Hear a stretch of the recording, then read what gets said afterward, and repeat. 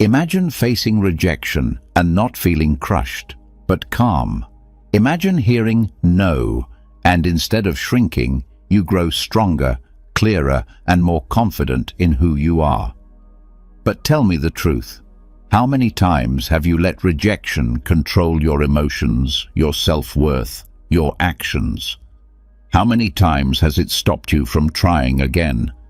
The way you respond to rejection defines the strength of your character. If you face it with courage, with understanding, with the right mindset, rejection becomes a tool, a fire that forges resilience, clarity, and progress. But if you run from it, fear it, or let it define you, then every no will feel like a door slamming shut on your future. Today, you're going to learn how to face rejection like a Stoic. You'll discover 13 powerful tactics that will turn rejection from something you avoid into something you use. These aren't just motivational words. These are real, time-tested principles that will help you stop reacting and start rising. So get ready, because after this video, rejection will no longer be your enemy. It will be your teacher. Before we start, I want you to make a commitment to yourself. Write in the comments, "Starting today, I will not fear rejection. I am Stoic." You won't just be writing a phrase, you'll be setting a new standard for yourself. You'll be telling your mind that rejection is not the end, it's the beginning of strength. So write it now, and let's begin. Number 1. Build a rejection portfolio, like an artist's portfolio. Rejection hurts, it stings, it shakes your confidence and makes you question your path. But what if I told you that every rejection you've ever faced, every no, every silence, every closed door is actually part of something bigger, something that can become one of your greatest strengths? Think about an artist. When they're just starting out, their early work is rough, messy, imperfect, but they keep going. They don't throw it all away. They collect their drawings, their paintings, their mistakes, and their breakthroughs. They build a portfolio, not just of success, but of progress, and that portfolio tells a story. You need to do the same with rejection. Start building your rejection portfolio. Every time you face rejection, whether it's from a job, a person, a client, or even life itself, write it down. Don't hide it. Document it. Include the date, the situation, what you were hoping for, what actually happened, and most importantly, how it made you feel. Be honest. Be raw. Don't sugarcoat it. Why? Because rejection only controls you when you avoid looking at it. When you ignore rejection, it becomes a shadow that follows you. But when you write it down, when you turn it into data, it loses its power over you.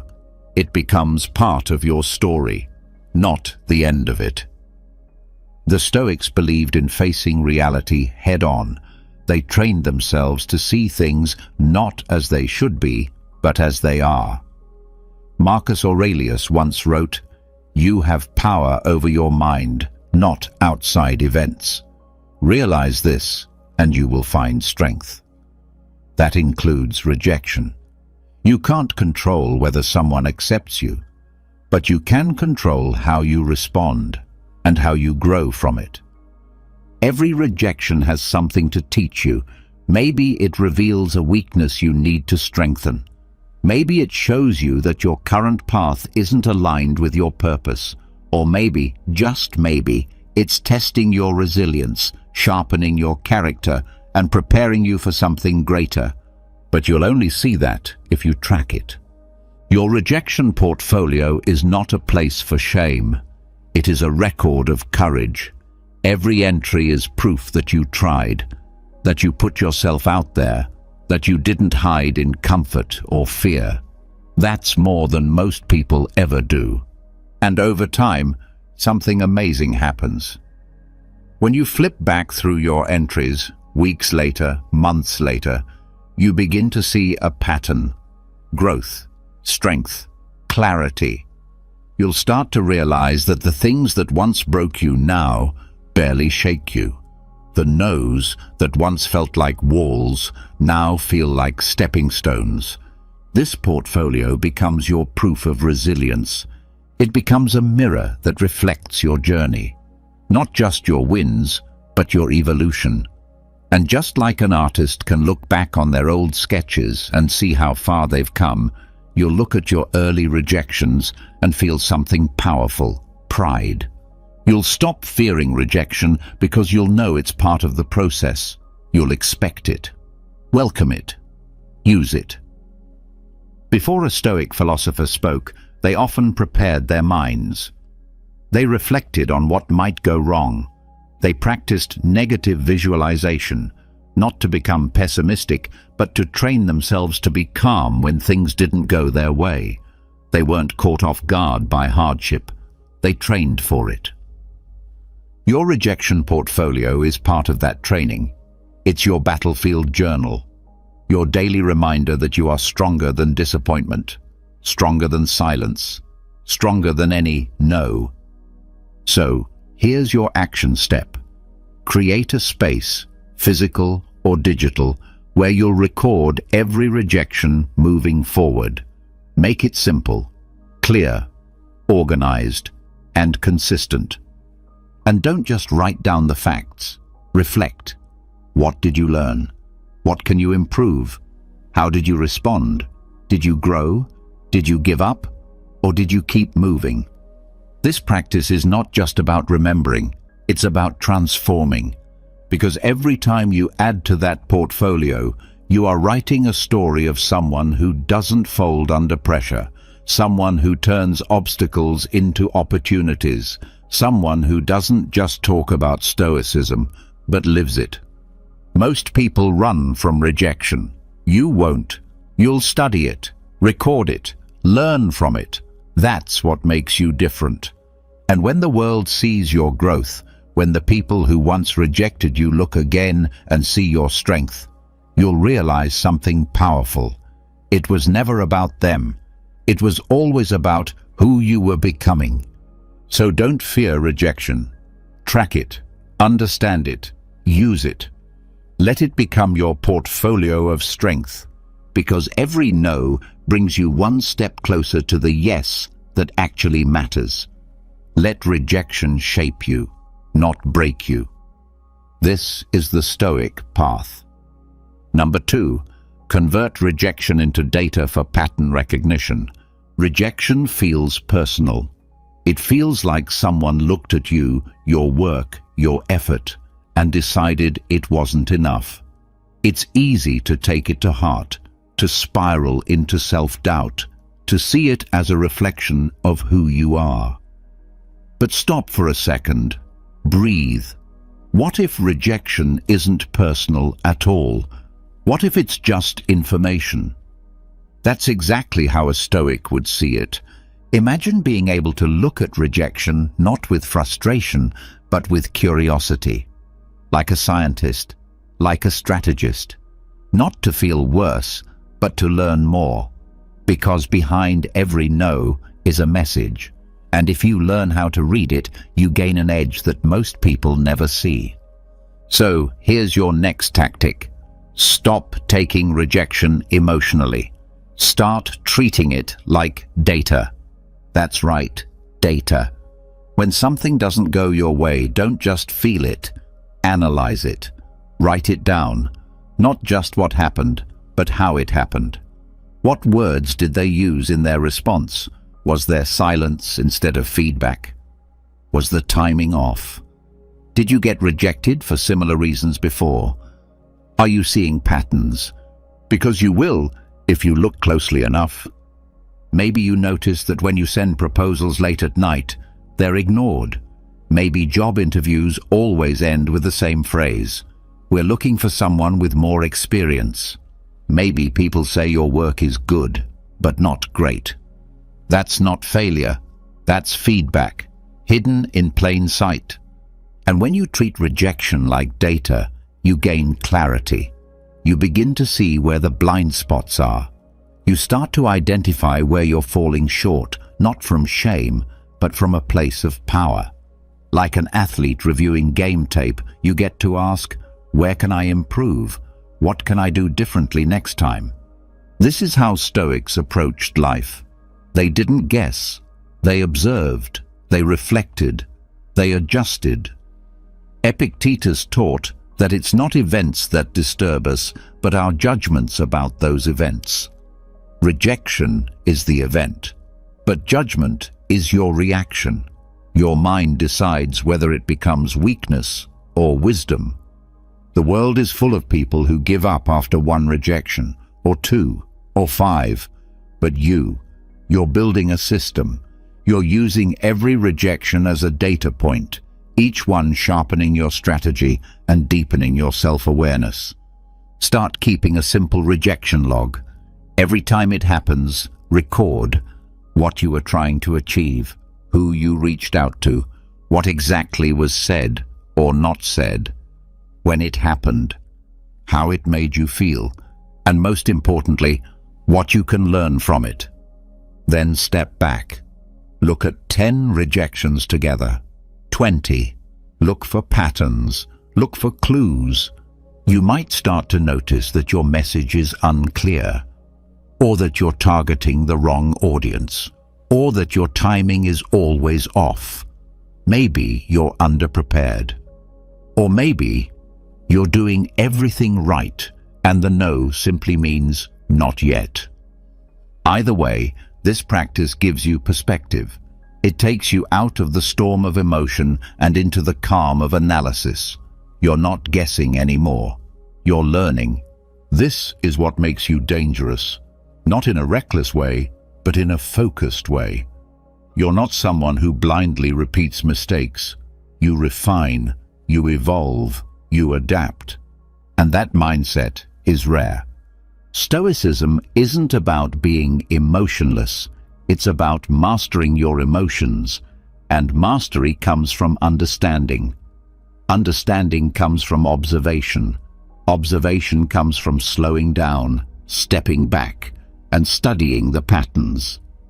Most people treat rejection like poison, but you treat it like a microscope.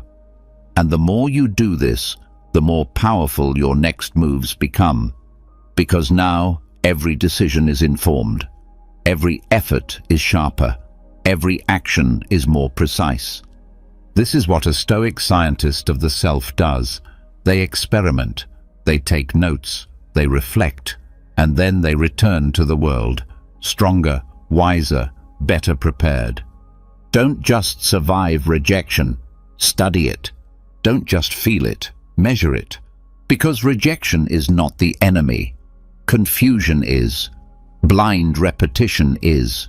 Emotion without awareness is. When you turn rejection into data, you strip it of its sting. You take the heat out of it. And you're left with something priceless. Clarity. Clarity leads to improvement. Improvement leads to results. And results lead to the life you're actually capable of living. So don't waste your rejections. Use them. Track them. Study them. Let them show you where to go next.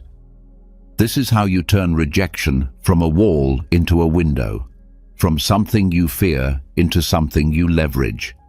This is how you train your mind to rise above the noise and walk the Stoic path with clear eyes and steady steps. Number 3, reframe rejection as a gatekeeper to authenticity. Rejection feels like a closed door, like you were reaching out for something and it slipped right through your fingers. But what if rejection isn't a wall at all? What if it's a filter, a necessary filter that clears the path ahead and protects your energy from what doesn't truly belong to you? You see, most people view rejection as a sign that they're not enough, that they did something wrong, that they should have said something different, acted differently, or changed who they are to be accepted. But a Stoic sees it differently. A Stoic doesn't chase validation. A Stoic doesn't beg for acceptance from people or opportunities that don't align with their principles or purpose. Instead, they understand that not everything and not everyone is meant for them. And that's not failure, that's protection. Rejection is not always a punishment. Sometimes it's a redirection. Imagine this. You walk through life saying yes to every open door, trying to fit into every group, saying the right words just to be accepted. You end up exhausted, scattered, and disconnected from who you really are. Why? Because you're trying to please the wrong people. You're forcing yourself into places that were never built for your voice, your values, or your vision. That's where rejection comes in. It removes what's not for you. It says, not this way, not this place, not this time. And instead of seeing that as an attack, you can learn to see it as guidance. If someone says no to you, not because you were unkind or lazy or careless, but simply because you were being yourself, then good. That no is working in your favor. It's saying, this path doesn't align with your truth. Keep moving. Keep searching. The right space will recognize you. The Stoics valued authenticity over approval. They understood that peace doesn't come from being accepted by everyone. It comes from being aligned with your values, your mission, and your inner compass. Marcus Aurelius wrote, "If you are pained by external things, it is not they that disturb you, but your own judgment of them. And it is in your power to wipe out that judgment now." So if rejection is disturbing you, ask yourself, what judgment am I attaching to this? Are you assuming it means you're not worthy? Or are you willing to believe it might mean you're getting closer to your real path? Rejection, when viewed with wisdom, becomes a tool for refinement. It strips away what doesn't belong. It teaches you who your audience truly is. It pushes you toward the places, people, and opportunities where you no longer have to perform, but where you can simply be. And when you find those places, you'll realize something powerful. The earlier rejections weren't setbacks. They were filters. They cleared your path. They protected your time. They forced you to be honest about what really matters. So the next time you get rejected, don't rush to fix yourself. Don't twist your identity just to be accepted. Instead, pause. Ask, was I being honest? Was I aligned with my values? Was I showing up as my true self? If the answer is yes, then the rejection is a gift. It means you stayed true and it wasn't the right fit. Let others chase popularity. You chase purpose. Let others panic when the door closes. You trust that the right ones will open in time, and when they do, you won't need to force anything. You won't need to shrink or edit yourself just to be let in. You'll walk through those doors standing tall, with peace in your heart, knowing you didn't betray yourself to get there. That is the Stoic way. Rejection is not your enemy. It's the gatekeeper that makes sure you end up where you truly belong. Number 4. Practice rejection conditioning to build emotional muscle. What do most people do after rejection? They pull back. They play it safe. They try to avoid the feeling again. And slowly, without even realizing it, they shrink. They stop asking. They stop reaching. They stop living fully. But not you. You're going to train for rejection the way an athlete trains for strength, the way a Stoic trains for life, with intention, with repetition, with discipline. Think about this. If you wanted to grow stronger physically, what would you do? You'd lift weights. You'd push your muscles to the edge. You'd expose yourself to controlled stress on purpose, so that over time you could carry more without breaking. Now ask yourself, why should emotional strength be any different? Just like your body, your mind becomes stronger when it is tested, when it is challenged, when it is pushed to the edge, not to damage you, but to develop you. That's where rejection conditioning comes in. This isn't some abstract idea. It's a practical habit. It means you deliberately put yourself in situations where the chance of being rejected is high, not to be reckless, but to build your tolerance, to face the sting in small, controlled doses until it no longer controls you. You might start small. Ask for a discount at a cafe. Ask someone a bold question. Share an idea that feels a little risky. Propose something outside the norm in a meeting. Request feedback you know might be hard to hear. And when the no comes, and it will, don't flinch. Don't shrink. Just breathe. Observe your reaction and remind yourself, this is training. You are not doing this for approval. You are doing this for resilience. Because every time you get rejected and keep moving, you're telling your mind, I'm not afraid of this anymore. And slowly, your emotional muscle starts to grow. What once felt like failure now feels like feedback. What once triggered self-doubt now builds self-respect. This is not about chasing rejection just to suffer. It's about strategically using discomfort to become emotionally unshakable. Stoics believed in voluntary hardship. Seneca practiced sleeping on the floor and eating simple food to remind himself that he could survive discomfort. Why? So that when life did get hard, he wouldn't break. He'd already trained for it. Rejection conditioning works the same way. You're building up your tolerance so that when the big rejections come, the ones that actually matter, you don't collapse. You stay calm. You stay clear. You stay in control. Because here's the truth. You can't avoid rejection forever. It's part of life.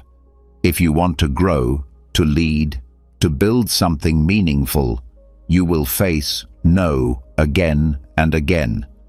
But if you've trained for it, if you've faced 100 small rejections with purpose, then the 101st one won't knock you down.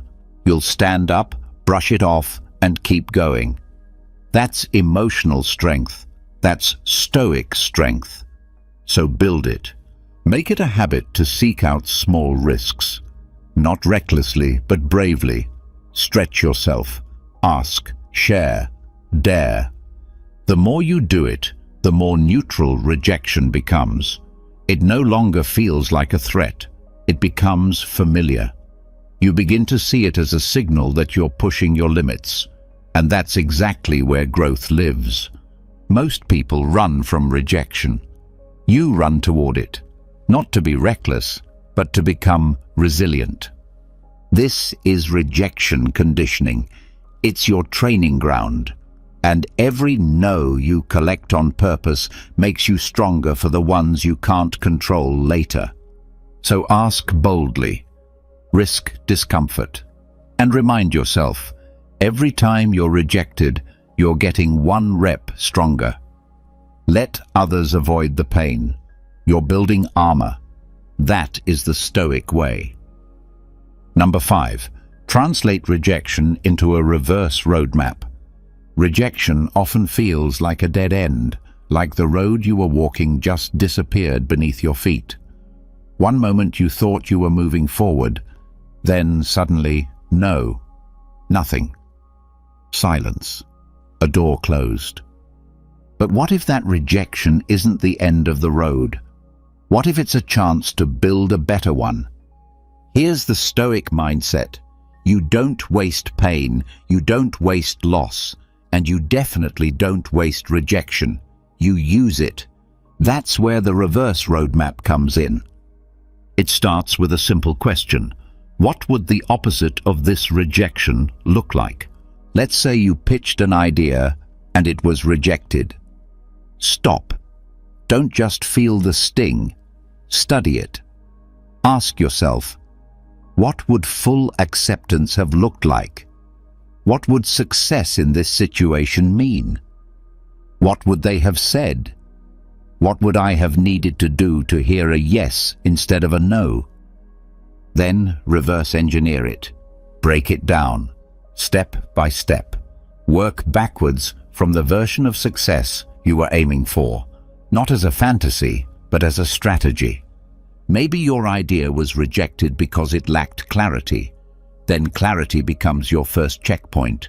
Maybe it was too ambitious without enough proof. Then you need smaller wins to build credibility. Maybe the timing was off. Then you learn to read the environment better next time. You're not just reacting anymore.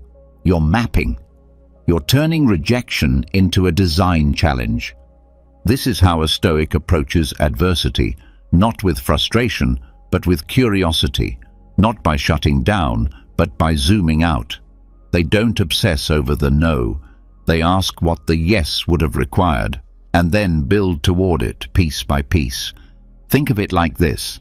A rejection is a snapshot, a frozen image of something that didn't work. But hidden in that image is the outline of something that could.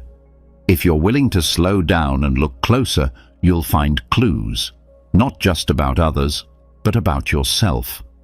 The reverse roadmap helps you improve with direction, not guesswork. Instead of wandering and hoping, you're designing a path. You're saying, here's what I wanted. Here's what didn't work. Now, what are the skills, actions, and strategies that could create a better outcome next time?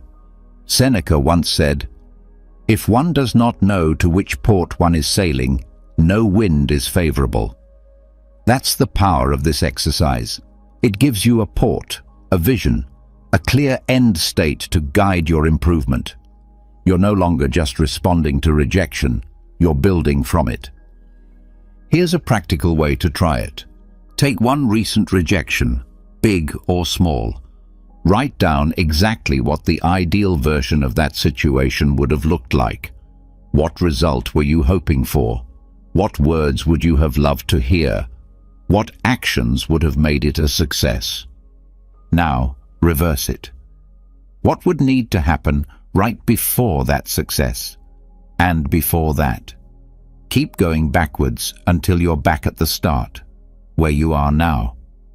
You now have a reverse roadmap, a set of steps, skills, or changes that could make a future yes more likely. Is this a guarantee?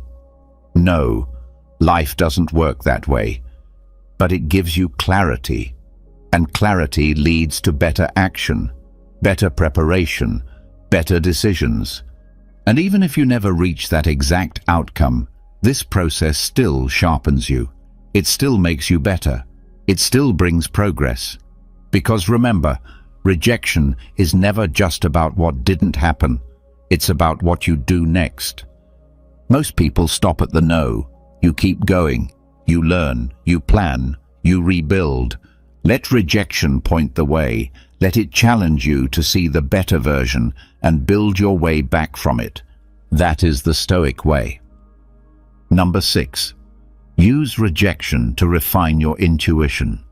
You know the feeling, that subtle tension in your chest, that quiet hesitation in your gut, that small voice whispering, "This doesn't feel quite right." Before you ask for something, pitch an idea or walk into a room seeking approval. And then, later, the rejection comes. Most people ignore that voice. They override it with hope or anxiety. They say, "Maybe I'm just nervous. Maybe I'm overthinking."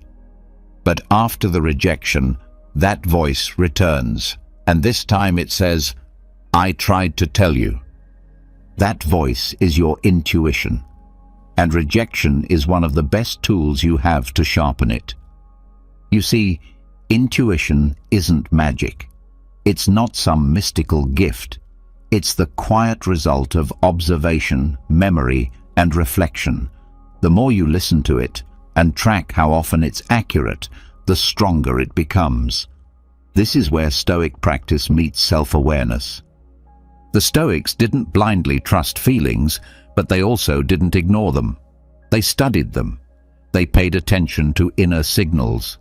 They knew that wisdom isn't just in the world, it's also in you. You just have to learn how to hear it. And that's what rejection helps you do. Start keeping a simple intuition journal. Nothing fancy. Just a small log you update before and after a decision. Before you ask for something or put yourself out there, take 30 seconds and ask yourself, how does this feel? Am I forcing this? Does this match my values? Does this feel aligned, or am I chasing approval? Write it down, honestly. Don't overthink it. Just capture your gut reaction. Then, after the outcome, especially if it's rejection, go back and compare. Was your intuition trying to warn you? Was there hesitation you ignored? Over time, patterns will emerge. You'll start to see that certain types of tension tend to lead to rejection.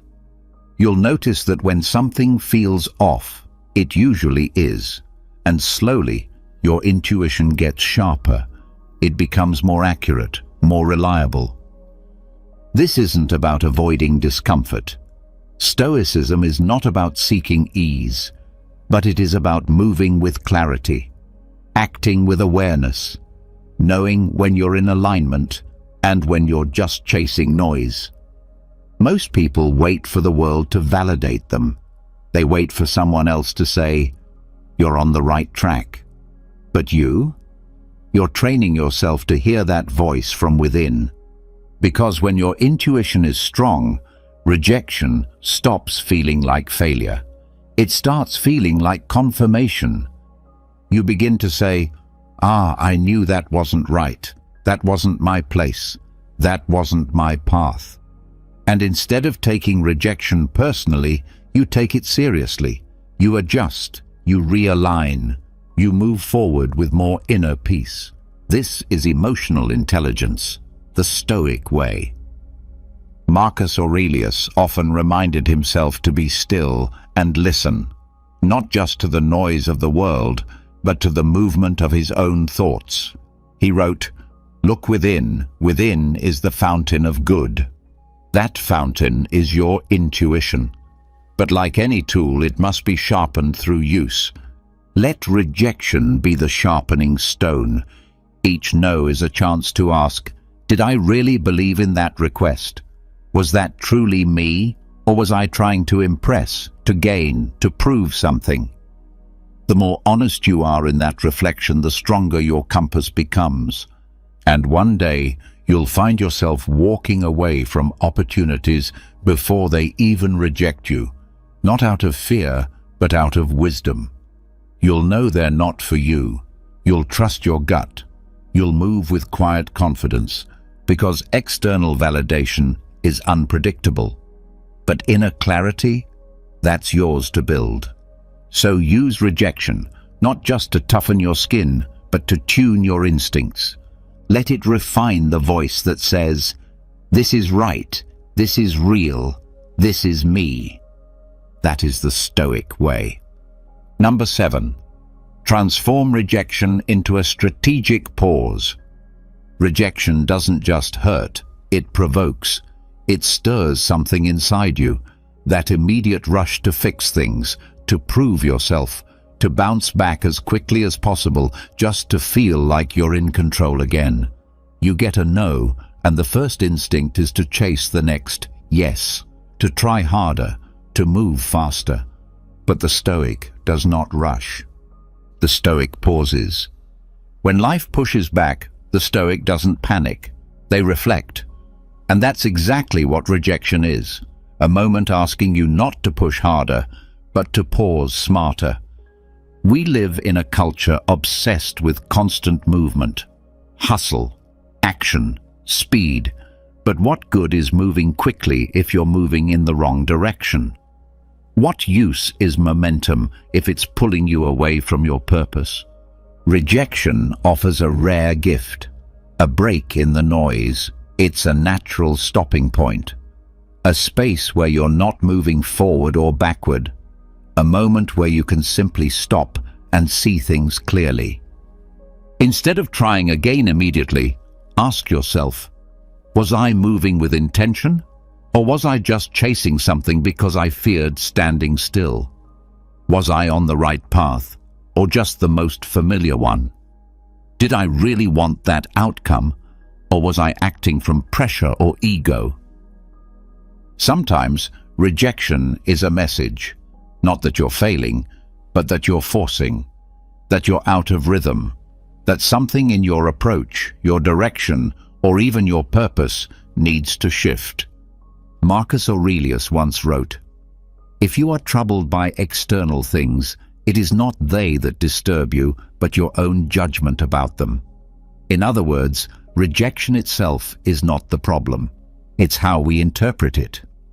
Most people rush to erase the discomfort, but the Stoic looks deeper and asks, "What is this trying to teach me?" That question only comes when you pause, when you resist the urge to act and instead allow yourself to think. Think about elite athletes. After a loss, they don't immediately enter the next match. They study the footage. They assess their performance. They rest. They reflect.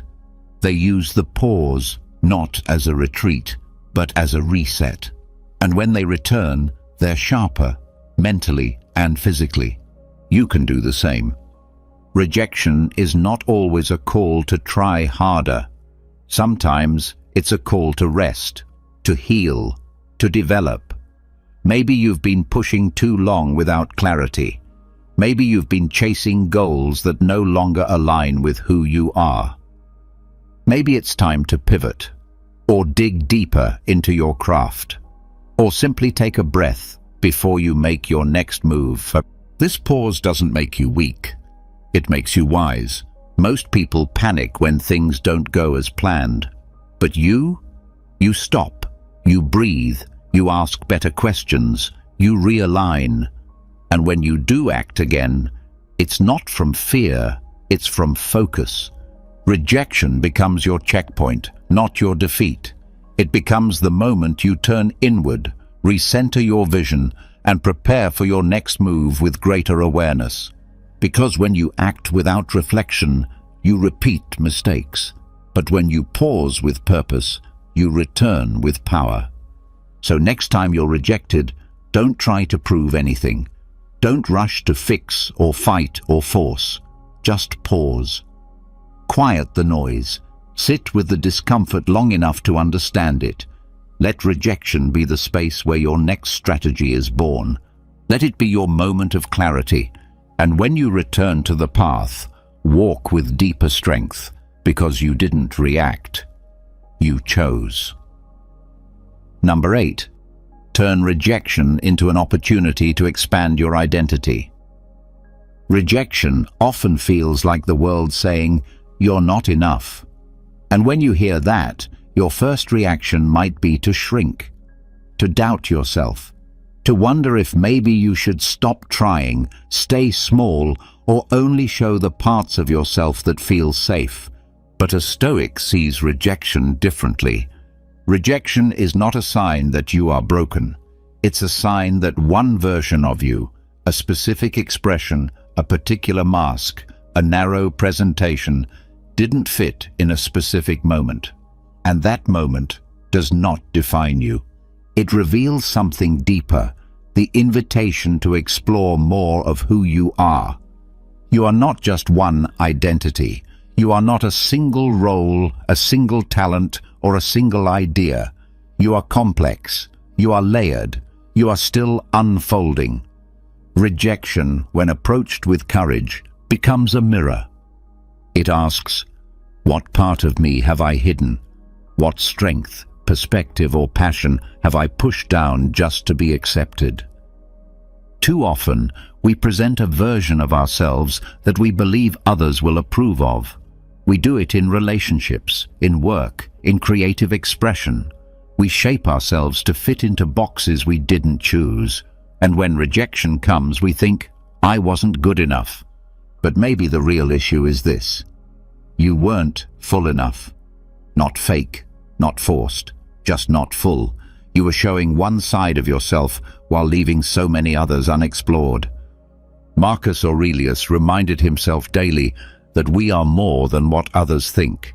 He said, "The opinion of 10,000 men is of no value if none of them know anything about the subject." Sometimes the subject is you, and the rejection isn't a true judgment. It's a reflection of someone who only saw one layer of your depth. So here's the shift. When you're rejected, don't just ask, "Why didn't this version of me get accepted?" Ask instead, "What other parts of me haven't I expressed yet?" Maybe the rejection you faced came after showing your logical side. What would happen if you showed your creative side? Maybe you presented yourself as serious and focused. What would happen if you allowed people to see your humor, your passion, or your wild ideas? Maybe you played small to be safe.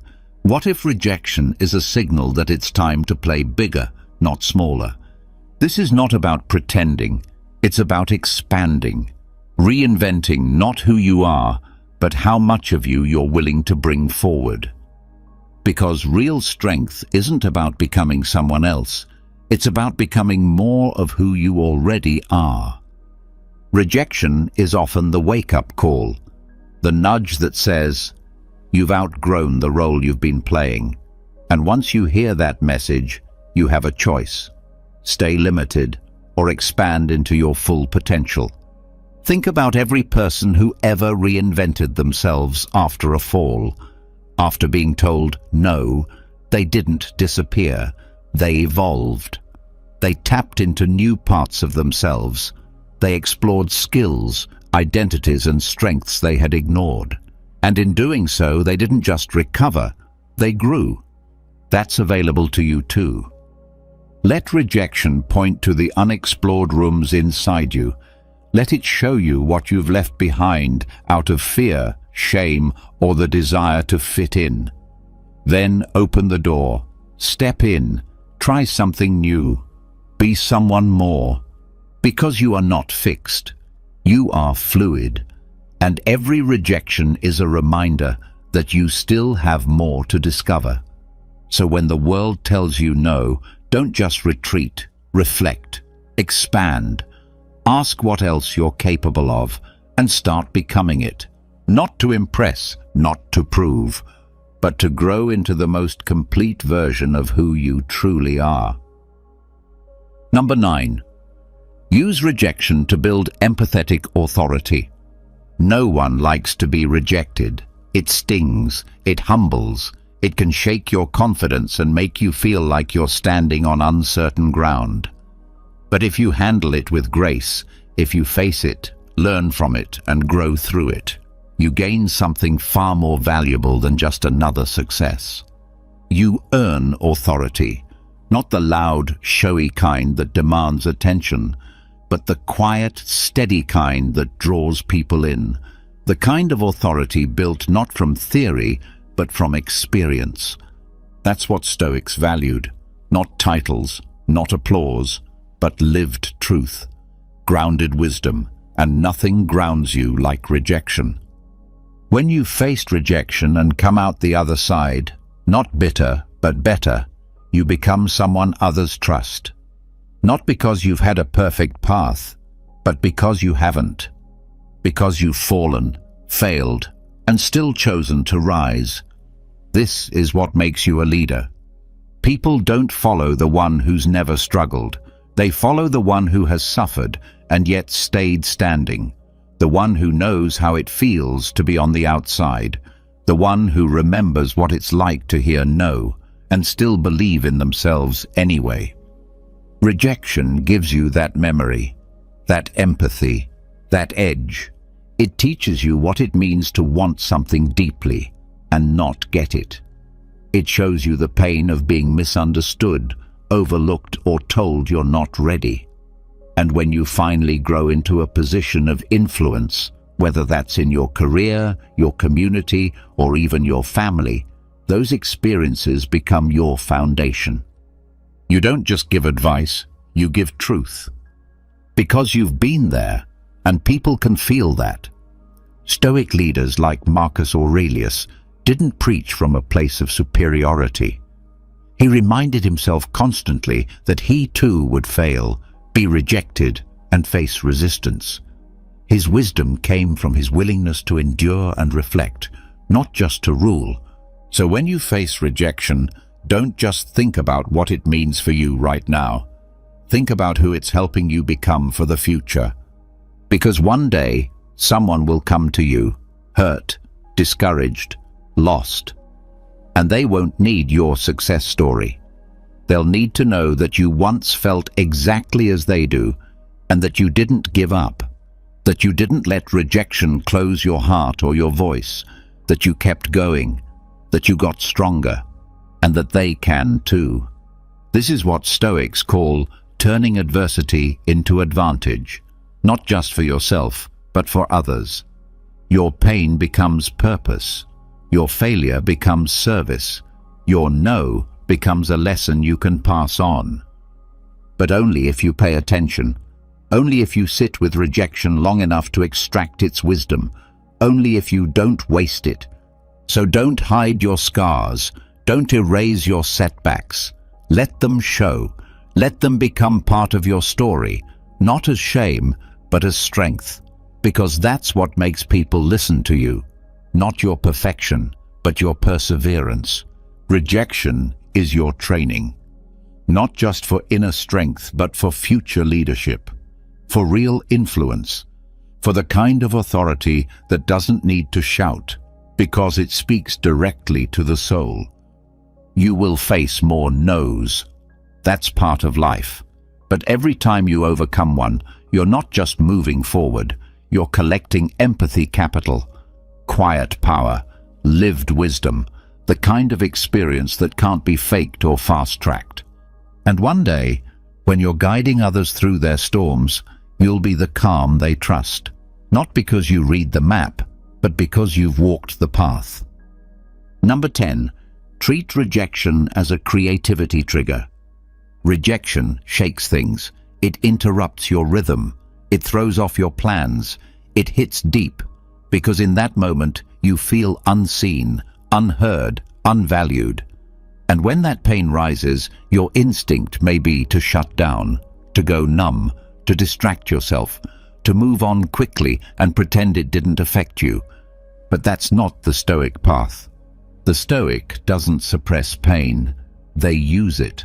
They turn disruption into direction. They transform emotional energy into meaningful action. And one of the most powerful ways to do that is through creativity. Rejection stirs something inside you, a fire, a sense of tension, urgency, or frustration. And instead of letting that energy go to waste, you can channel it into writing, into art, into invention, into humor, into creating something that didn't exist before. Some of the most iconic works in history were born in the chaos after rejection. Great novels, breakthrough ideas, timeless speeches, and unforgettable music, all fueled by people who were told they weren't good enough. People who took that pain and turned it into purpose. And you can do the same. Rejection gives you raw material. It hands you a kind of emotional intensity that you can't fake. It's real, it's human, it's alive. And when you allow yourself to stay with it for just a little while, without turning away or numbing it, it becomes fuel. Maybe you write a journal entry so honest, it surprises you. Maybe you create a design or a song or a story that carries the truth you couldn't say out loud. Maybe you finally dare to express something that's been building inside for years, but needed a spark to be set free. Rejection can be that spark. Marcus Aurelius, in the middle of war, stress, and endless public pressure, wrote thoughts to himself. Simple reflections that later became the Meditations. He didn't write to be admired. He wrote to understand, to process, to create something real in the face of inner chaos. You don't need to be an artist in the traditional sense. Creativity isn't about making perfect things. It's about expressing honest things. It's about taking what's inside and turning it outward, giving form to feeling. And in doing that, you don't just release the pain, you elevate it. You turn something painful into something powerful. Instead of saying, "I was rejected and it broke me," you begin to say, "I was rejected and it woke me." It woke up a part of you that had been quiet, a voice, a perspective, a vision. And when you create from that place, your work carries weight. It resonates, not because it's polished, but because it's real. Creativity doesn't just heal you, it connects you. Your story, your humor, your frustration, your insight. These things, when shared, help others feel less alone. And suddenly, rejection doesn't just push you inward, it pushes you outward into the world, into connection, into contribution. This is the Stoic transformation, turning adversity into art, turning chaos into clarity, taking what was meant to stop you and using it to start something. So next time you're rejected, don't waste that emotional energy. Don't rush to forget it or brush it off. Sit with it, feel it. Then ask yourself, what can I make from this? Write, sketch, build, speak, reflect. Let the no become a canvas. Let the disappointment become momentum. Let the silence you received become a voice you now use. This is not about revenge. This is about expression, liberation, creation. Because when the world shuts one door, the Stoic doesn't sit outside waiting. They pick up a pen, they strike a chord, they make something that cannot be ignored. That is the Stoic way. Number 11. Build a rejection inner circle. Rejection can feel lonely. When it happens, it's easy to believe you're the only one facing it, that others are gliding through life while you're stumbling. You look around and see people posting their wins, their highlights, their success stories, and your failure feels heavier, more personal, more isolated. But here's the truth. Rejection is universal. Everyone experiences it. Everyone fears it. But not everyone talks about it. And that silence is what gives rejection its power. So here's your next Stoic tactic. Stop walking through rejection alone. Build a circle. A small group of people, real people, honest people, who are also putting themselves out there. People who aren't afraid to share their failures, their no's, and their lessons. This is your rejection inner circle, not a group for complaining or venting endlessly, but a space for truth, for reflection, for shared strength. When you hear others talk about their rejections, something powerful happens. You realize you're not broken, you're normal, you're not behind, you're in the process. And that simple realization removes the shame. It opens the door to insight. It gives you perspective, because your rejection might feel personal until someone else shares a similar story. And suddenly, what felt like a failure becomes just another step on the path. The Stoics believed in community. They didn't isolate themselves in pain. They shared wisdom in conversation. They sharpened each other through dialogue.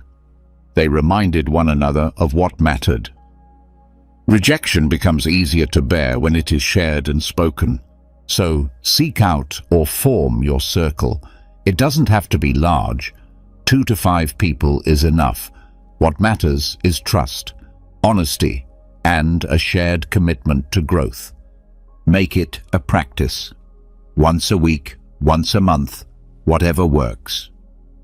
Sit down and ask, what risks did I take recently? What rejections did I face? What did I learn? What would I do differently next time? And just as important, listen. Listen to the others. not to compare, but to connect. Let their courage fuel yours. Let their perspective help you reframe your own experience. Over time, this circle becomes more than support. It becomes a source of boldness. You take bigger risks because you know you'll have a space to land, to reflect, and to rise again. You learn faster because you're not just learning from your own failures, you're learning from everyone's. It's like building a library of lived experience, a feedback-rich environment where rejection is not a weakness, but a currency of growth. You'll notice something else too. You become less afraid. The fear of being judged starts to fade. Because when you spend enough time in a group where rejection is normal, you stop giving it the power to define your worth. And that makes you dangerous, in the best way. You stop hesitating. You stop tiptoeing around opportunities. You act. You ask. You try. Not because you're sure it will work, but because you know you'll survive if it doesn't. That's strength. That's emotional maturity. That's Stoicism in practice. So don't walk this path alone. Find others on the same journey. Share your scars. Exchange your wisdom. Celebrate effort, not just outcomes. Because courage is contagious. And when you surround yourself with people who don't fear rejection, you stop fearing it too. Let the world chase applause. You'll chase growth. Let the world hide their losses. You'll share yours and rise with others. That is the Stoic way. Number 12. Frame rejection as resistance training for purpose. Every time you hear the word no, you're standing at a crossroads. One path leads to doubt. You start wondering if you're on the wrong track, if maybe you're not cut out for this, if all this effort is just wasted time. But the other path leads somewhere different, deeper, stronger. That path asks a simple, powerful question. Is this rejection enough to make me quit?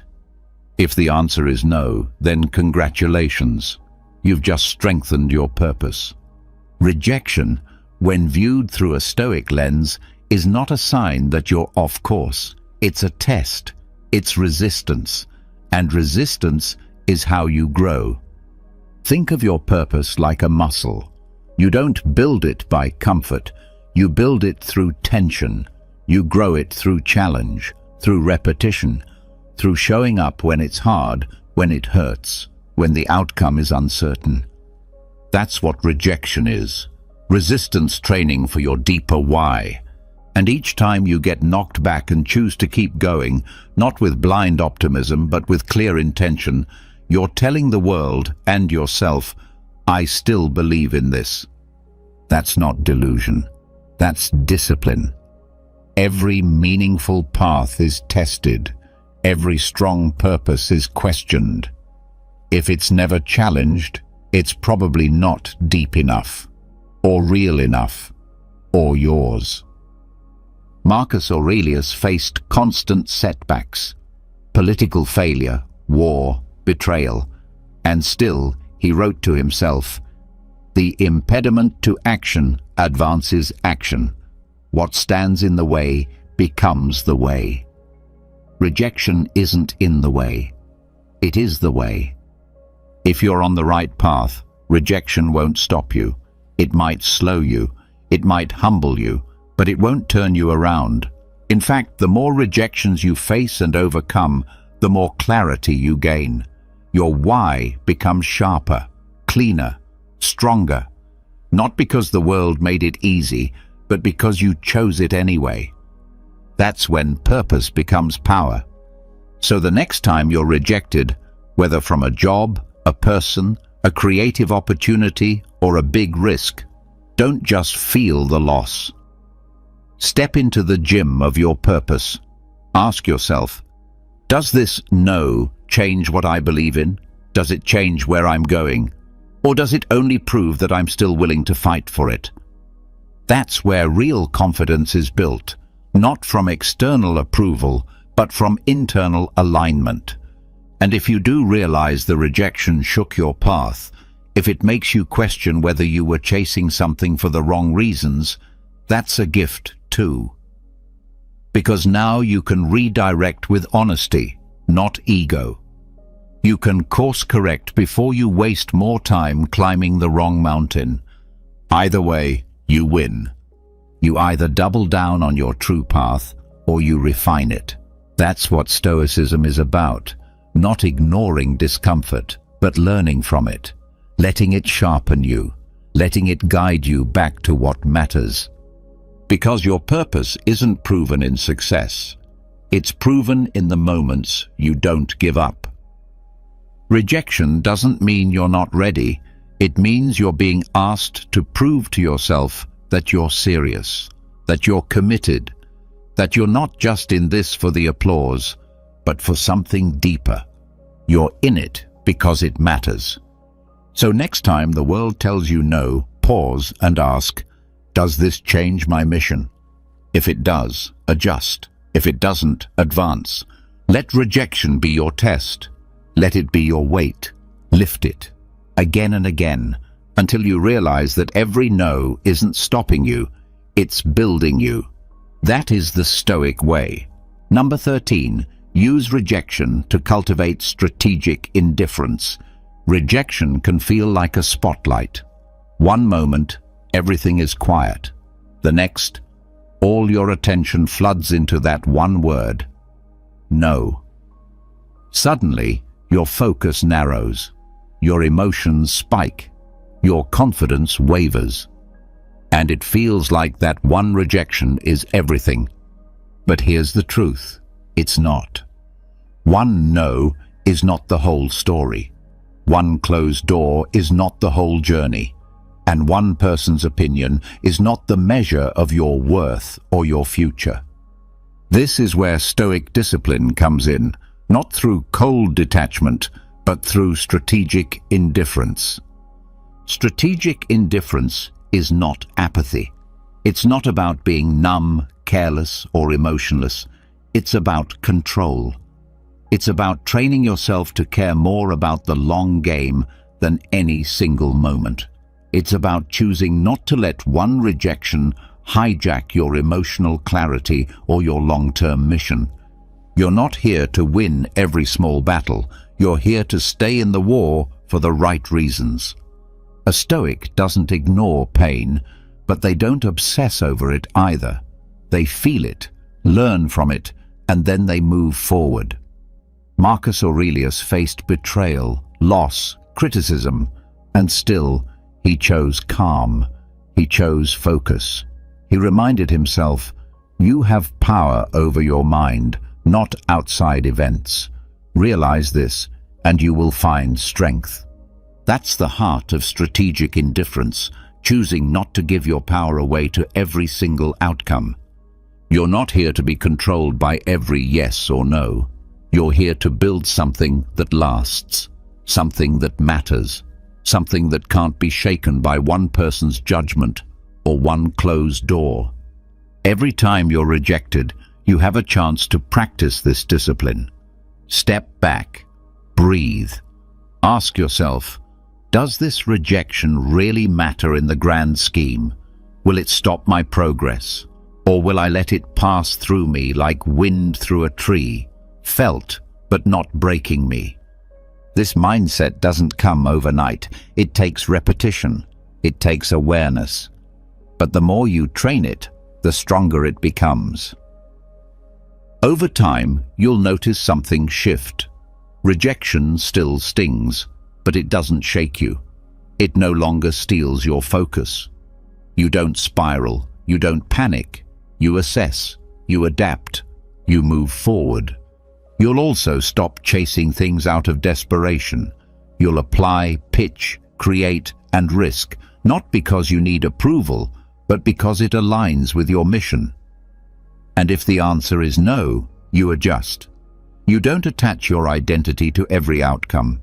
You attach it to your effort, your principles, your why. This is not about feeling less. It's about feeling right. Your emotions become tools, not traps. Your clarity becomes your compass. And the best part? When you stop overvaluing rejection, you become more dangerous in the best way. You take bigger swings. You speak more freely. You stop editing yourself just to avoid disappointment. And ironically, that's when better results often show up. Because people are drawn to confidence rooted in clarity, not ego, not arrogance, but inner steadiness. So let rejection come, let it test you, and use each test to remind yourself, I don't need this one yes to keep going. I'm playing the long game. That is strategic indifference, and that is Stoic strength. You've made it through rejections. You'll make it through this one, and the next one, and the next. Because your mission is bigger than a single outcome, and your value doesn't rise or fall with anyone's opinion. You are steady, you are grounded, and you are still moving forward. That is the Stoic way. Rejection is not the end of the road. It's a training ground, a mirror, a forge. Across these 13 Stoic tactics, you've seen rejection for what it really is. A teacher that sharpens your purpose, strengthens your emotional muscle, deepens your identity, and frees you from the need for constant approval.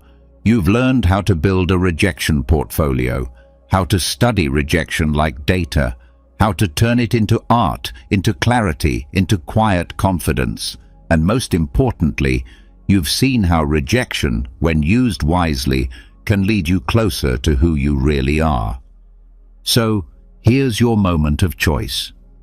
Do you fear rejection, or do you use it? If you're ready to turn every no into fuel for something greater, drop this in the comments right now. I don't fear rejection. I forge strength from it. I am Stoic. Let that sentence be more than words. Let it be your declaration. Imagine what it would be like to truly master the art of controlling your mind. A timeless pursuit rooted in the ancient wisdom of Stoic philosophy. This school of thought, which flourished in ancient Greece and Rome, teaches that when we learn to govern our thoughts, emotions, and reactions, we unlock a profound reservoir of serenity and inner virtue that is not dependent on the ever-changing circumstances of life. In this video, we'll explore the core Stoic principles that guide us toward this inner mastery, helping us live a life that is more balanced, meaningful, and fulfilling. By understanding and applying these teachings, it becomes possible to attain a state of serenity that enables us to navigate the highs and lows of life with both grace and wisdom. If this is your first time visiting my channel, I kindly invite you to subscribe and like the video so I can continue sharing content like this in the future. The first Stoic principle revolves around the pursuit of inner peace that stands independent of our external circumstances. The Stoics believed that true happiness and tranquility should never be reliant on the outside world. Instead, they focused on discovering a deep, unshakable inner peace that persists regardless of what is happening around them. This outlook encourages us to remain composed and virtuous, no matter the chaos or instability that may surround us. A central element of this quest for peace is accepting the impermanence of all things. The Stoics recognized that everything in life is temporary. To cling to people, objects, or situations that are inherently fleeting only invites suffering. It is by embracing the impermanent nature of life that they found a lasting peace, one that does not waver with the inevitable changes life brings. Another vital aspect of tranquility is equanimity in the face of adversity. One of the most admirable traits of Stoic philosophy is the ability to meet life's challenges with calm and balance. To the Stoics, hardships were not merely obstacles, but valuable opportunities for growth. These moments allowed them to develop resilience and sharpen their mental strength, turning difficulty into a path for deeper transformation.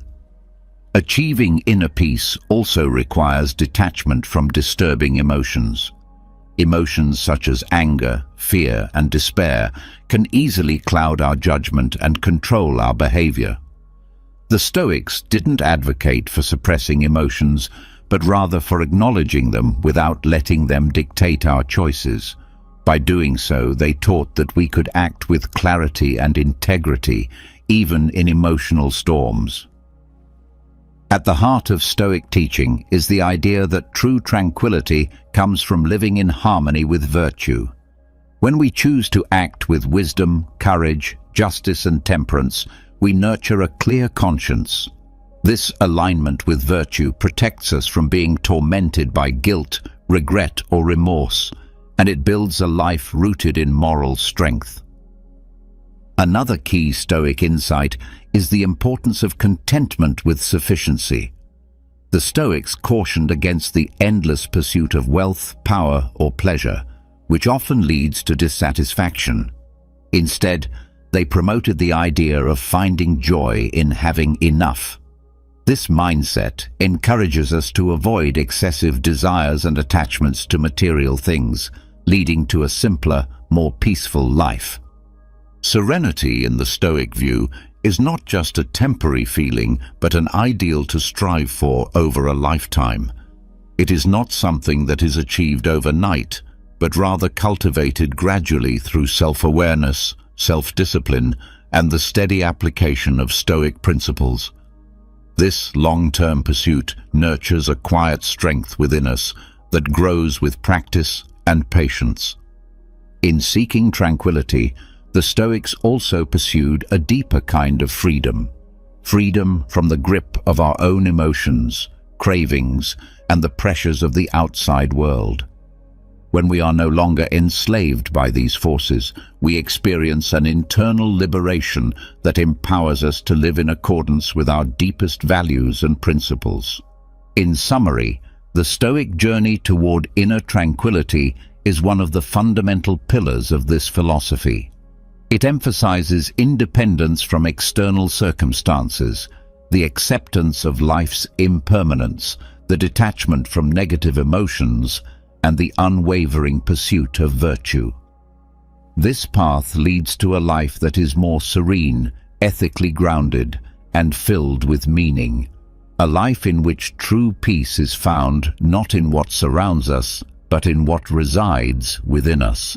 Let's now explore the second Stoic principle, which centers on the acceptance of what lies beyond our control. This idea is one of the cornerstones of mastering the mind and cultivating a life of calm and wisdom. According to the Stoics, many aspects of life, such as other people's actions, natural events, the past, and even the future, are completely outside our direct influence. The secret to Stoic serenity lies in fully embracing this truth and focusing our energy on what we can control, our own thoughts, choices, and behavior. The Stoics encourage us to clearly understand the boundaries of our control. They urge us to distinguish between what is within our power, our attitudes, responses, and intentions, and what is beyond it. By making this distinction, we can spare ourselves from unnecessary frustration. Recognizing that we cannot change the behavior of others or undo past events helps us let go of needless emotional turmoil. Another powerful idea in this teaching is the release of unrealistic expectations. Much of our suffering comes from hoping that reality will conform to our desires. The Stoics advise us to let go of excessive expectations and to accept life as it truly is. This acceptance doesn't mean becoming indifferent or passive, but rather approaching reality with clarity and strength without being emotionally enslaved to outcomes we can't control. A calm approach to adversity comes from accepting that difficulties are an inevitable part of life. The Stoics cultivate resilience and courage in order to confront challenges with inner calm. Instead of resisting hardships, we can begin to view them as opportunities for growth and learning. What matters most is our response, not the external event itself. Even though we cannot control external circumstances, we do have the power to govern our reactions to them. The Stoics emphasized that our capacity to choose how we respond is one of the most valuable gifts we possess. As such, we should direct our energy toward developing virtuous reactions, nurturing qualities like patience, compassion, and wisdom. Letting go of attachment to both the past and the future is essential. Constantly worrying about what has already happened or what may lie ahead can rob us of the ability to live fully in the present moment. The Stoics remind us that the past is beyond our ability to change and the future remains uncertain. Therefore, wisdom lies in focusing our attention on the present, the only space where we truly have the power to act and make a difference. Accepting what we cannot control, while continuously striving for virtue and self-improvement, forms one of the key paths to inner peace and wisdom. Stoicism helps us navigate life's uncertainties and challenges with a more centered and resilient mindset, enabling us to live according to the Stoic ideals of a life filled with virtue and meaning. The third core Stoic principle is the pursuit of virtue as the highest good. The Stoics identified 4 cardinal virtues that form the foundation of a virtuous life. These are wisdom, Sophia, courage, Andrea, justice, Dikaiosina, and temperance, Sophrosina. Each of these virtues plays a crucial role in our pursuit of moral excellence. Wisdom, or Sophia, involves the relentless search for knowledge and a deep understanding of both the world and human nature. This includes a commitment to truth, the development of self-awareness, and the discernment to identify what truly matters in life. Courage, or Andrea, is the virtue that enables us to confront fear and act rightly, even in the face of danger or hardship. The Stoics viewed courage as inherently linked with wisdom, since wise judgment is necessary to know which risks are worth taking and how to face adversity effectively. Justice, or Dikaiosina, calls for us to act with fairness, integrity, and respect for the rights and dignity of others. For the Stoics, justice was essential not only for personal virtue, but also for maintaining harmony within society. Temperance, or Sophrosina, is the discipline of managing desires and controlling impulses. It involves avoiding excesses, maintaining balance, and mastering one's emotions so that serenity can be preserved in all situations. Living virtuously is a lifelong journey that requires continuous effort. The Stoics believed that no one is ever fully virtuous, but that every person can work to improve these virtues over time. Virtue is also seen as the true source of happiness. The Stoics taught that genuine fulfillment and meaning come from living a life guided by virtue, regardless of external conditions. Virtue also leads to a form of emotional and spiritual self-sufficiency. This means that our sense of joy and satisfaction does not depend on material wealth, social status, or the approval of others. Instead, happiness stems from inner integrity and moral strength. The pursuit of virtue demands self-control and a willingness to transform oneself. It involves acknowledging our flaws and past mistakes and continually striving to become better human beings. This path of constant improvement and ethical living is what gives life its deepest meaning. Practicing virtue is therefore more than a philosophical idea. It is a way of life that allows us to make just decisions, live harmoniously with others, and contribute to the greater good.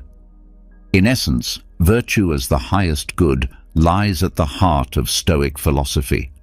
It guides us in our quest for wisdom, courage, justice, and temperance, helping us lead a life that is both virtuous and meaningful.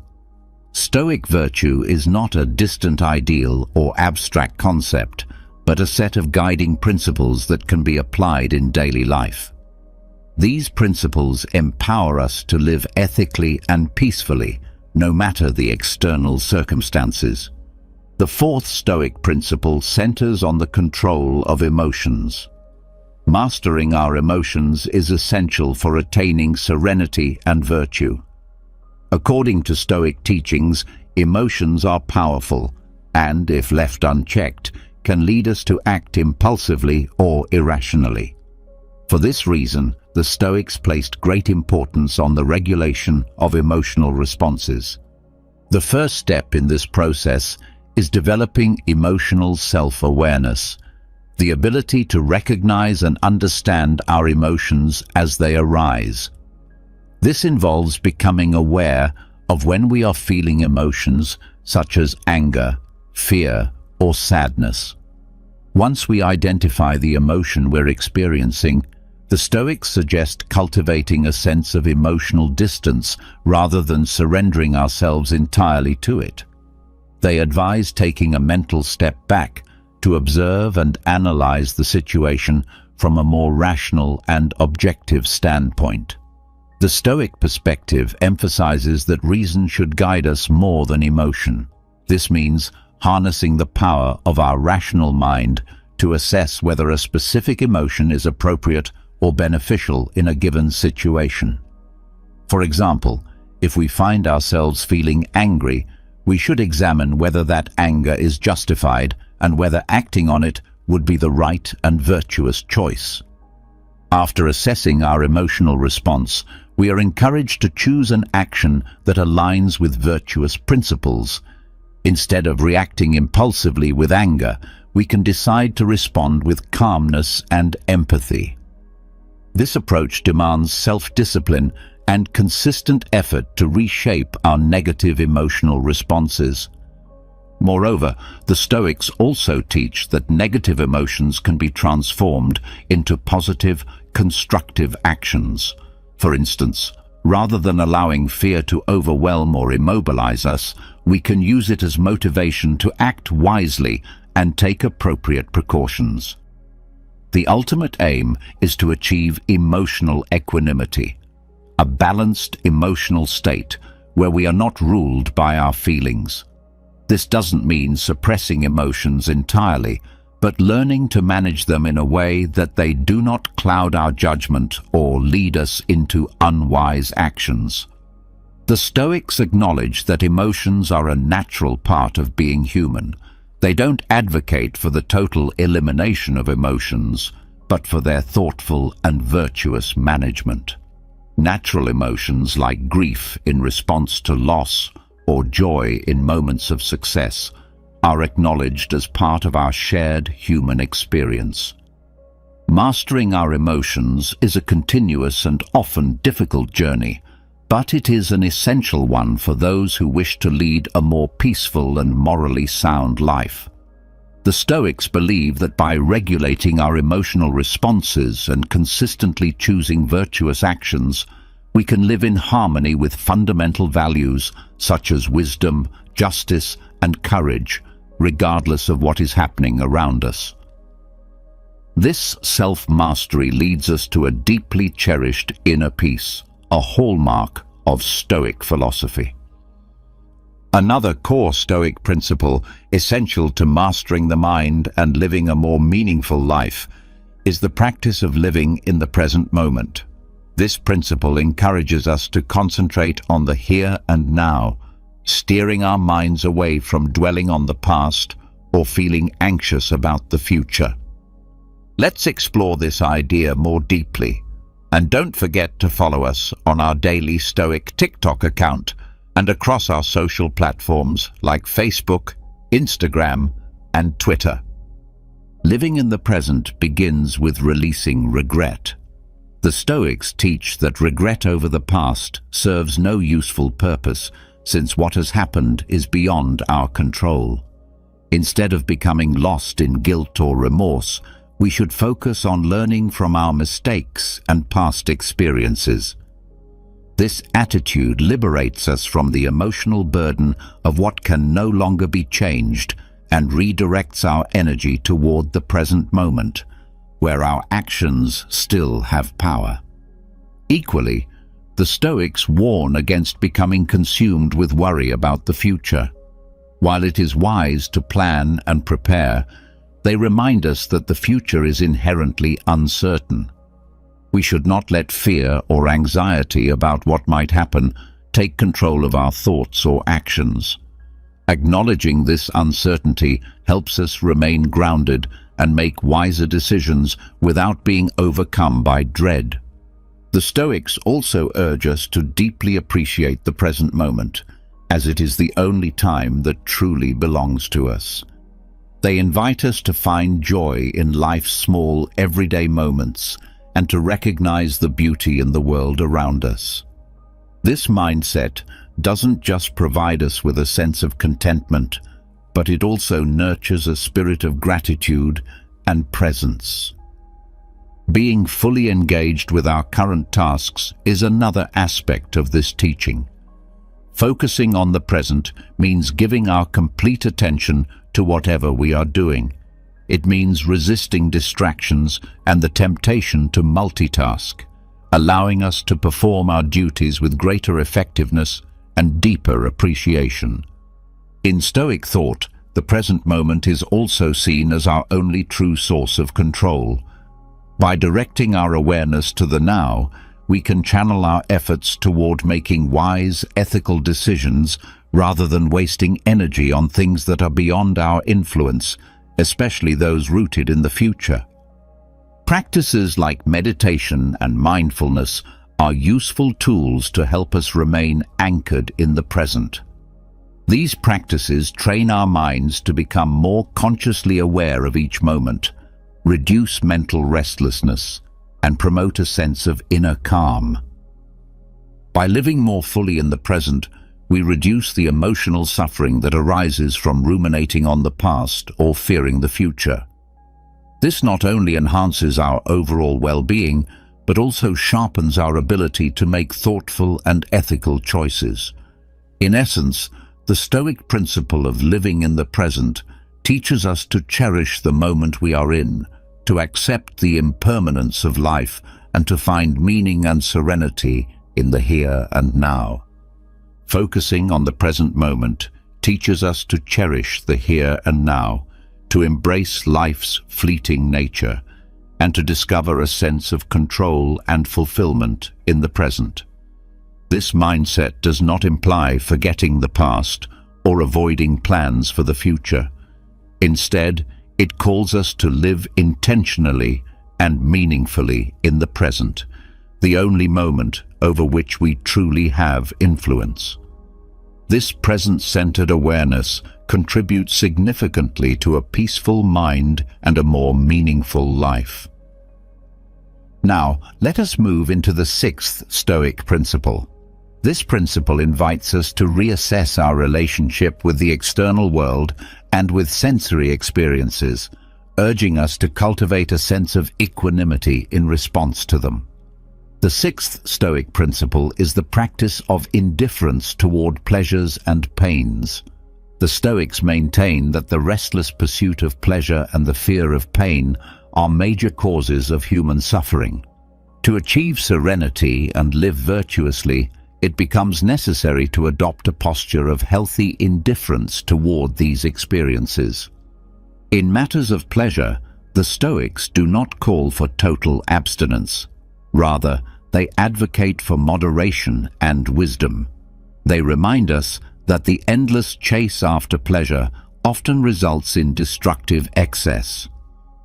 In contrast, the pursuit of moderation allows us to avoid the suffering that comes from overindulgence. The same measured approach applies to pain. Instead of fleeing from discomfort, the Stoics encourage us to face pain and adversity with bravery and composure. These experiences are not enemies to be feared, but opportunities to grow and to fortify the mind. The principle of indifference is at the core of Stoic philosophy. It involves maintaining a neutral attitude toward external conditions, things like wealth, social status, or material success. While these may be part of life, they are ultimately irrelevant to our virtue and happiness. This is not to say we shouldn't enjoy life's pleasures. Rather, we are cautioned against placing our happiness solely in things beyond our control. Emotional detachment is another critical aspect. The Stoics encourage the cultivation of a calm emotional state, one that does not fluctuate wildly with external changes. We are not to be ruled by emotions triggered by gains or losses. Instead, we should strive to establish an inner peace that endures regardless of external circumstances. True happiness, according to Stoic wisdom, is found in the pursuit and embodiment of virtue. By committing to wisdom, courage, justice, and temperance, we access a deeper, more enduring joy than what can be found in temporary sensory pleasures. This approach requires considerable self-control.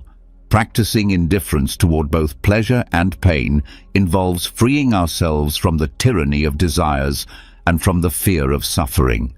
With this self-discipline, we become capable of making decisions that are both rational and ethical. In conclusion, the practice of indifference to pleasure and pain is a foundational teaching in Stoicism. It teaches us how to create a healthy balance with external and sensory experiences. This discipline helps us avoid excess, reduces unnecessary suffering, and guides us toward deeper contentment through the pursuit of virtue and self-improvement. It is a principle that leads to a more serene and well-balanced life. Now we move on to the seventh and final Stoic principle, which centers on the profound concept of self-knowledge. This idea is not only a pillar of Stoic thought, but also of many other philosophical and spiritual traditions. For the Stoics, understanding oneself is the necessary foundation for mastering the mind, and by extension, mastering life itself. The seventh Stoic principle is self-knowledge, cultivated through continuous and honest self-examination. The Stoics urge us to constantly observe and evaluate ourselves. This means objectively reflecting on our own thoughts, emotions, and actions, much like looking into a mental mirror. Through this practice, we begin to recognize both our strengths and weaknesses, as well as our habitual tendencies. A crucial part of this self-awareness is identifying our desires and aversions. Too often, our lives are governed by irrational cravings or baseless fears that lead to distress. By shining a light on these patterns, we gain the ability to question their truth and begin the process of managing them. The Stoics also encourage us to reflect deeply on our values, the guiding principles that truly matter to us. What are we striving for in life? This type of introspection allows us to align our actions with our most authentic values, fostering a life of greater meaning and purpose. Self-knowledge further involves learning to accept ourselves as we are, embracing both our strengths and our flaws. However, this acceptance does not equate to complacency. Instead, it signifies the honest acknowledgement of where we are and a sincere commitment to continued growth and improvement. Lastly, the Stoics warn us against the danger of self-deception, the tendency to excuse our behavior or rationalize actions that may be harmful. Through the practice of self-knowledge, we can identify when we fall into the trap of self-deception. This continuous process of self-awareness is not an end in itself, but rather a means of achieving self-transformation and ongoing personal growth. By gaining a deeper understanding of ourselves, we can begin to cultivate a more resilient and virtuous mindset. The Stoics emphasize the importance of developing virtues such as courage, temperance, wisdom, and justice. In essence, self-knowledge serves as the solid foundation upon which Stoic philosophy is built, helping us discern what is within our control and what lies beyond it. It allows us to identify our desires and aversions, and, in doing so, to shape our minds according to virtuous principles. This journey of self-discovery empowers us to free ourselves from the bondage of our emotions and thoughts, making us more resilient and wise in the face of life's inevitable challenges. As we explore the principles of Stoic philosophy, we find a roadmap to mastering our minds and, consequently, our lives. From the cultivation of self-knowledge to the pursuit of virtue as the ultimate good, these teachings offer us the tools to navigate the turbulent waters of existence with clarity, wisdom, and ethical integrity. Stoic philosophy teaches us that true wealth is found not in material possessions, but in inner peace, self-transformation, and the relentless pursuit of virtue. In a world that often presents us with challenges and uncertainties, Stoicism offers a guiding light that leads us toward a more balanced and meaningful life. It reminds us that, despite external circumstances, we have the power to shape our minds and choices. In a world overwhelmed by constant stress and pressure, how can you stay grounded, focused, and strong? These Stoic keys will serve as your compass. Stick with us to the very end, because each principle we share is an essential piece in unlocking a life of serenity, resilience, and purpose. And if this video resonates with you, don't forget to subscribe to our channel, hit that like button, and drop a comment saying, "Keep it up." Now, let's dive in. Let's begin with our first insight. Don't talk about your challenges. This is the Stoic pathway to turning struggles into stepping stones. Greetings, fellow Stoic seekers. Today, we're reflecting on a powerful Stoic mindset that can shift the way you navigate difficulties in life. The principle is simple but profound. Don't talk about your challenges. At first glance, you might think, but isn't it good to vent sometimes? Don't I need to express my emotions to heal? And while there's value in healthy expression, the Stoics offer another perspective, one that revolves around resilience, self-mastery, and focusing on what's within our control. To the Stoics, challenges were inevitable. Life would always present trials, whether it's minor irritations or life-altering hardships. What truly mattered, they taught, was how we responded. Rather than fixating on our problems or giving them more power through constant talk, we are better served by responding with calm resolve and purposeful action. Marcus Aurelius, the philosopher king, once wrote, "The impediment to action advances action. What stands in the way becomes the way." In other words, every obstacle can become a stepping stone, if we choose to see it that way. This leads us to the idea of strength in silence. What does this look like in real life? It means resisting the urge to dwell on or constantly verbalize our problems. Instead, we focus on the solutions. We build inner fortitude. Think of a challenging work project. Talking about how hard it is won't make it any easier. It might even increase your sense of overwhelm. But if you quietly break it down into smaller, manageable steps, set clear goals, and move forward with steady action, you not only make real progress, but also build grit and confidence along the way. Perspective, another Stoic pillar, also plays a vital role. When we're immersed in difficulty, it's easy to lose our sense of proportion. But if we pause and take a step back, often we can reframe our situation or recognize that things aren't as dire as they seem. Stuck in traffic and feeling tense? Instead of complaining, try using that time to listen to something uplifting. Practice a few moments of mindfulness, or simply enjoy a moment of stillness. You might arrive at your destination feeling more grounded and centered, even if the journey wasn't ideal.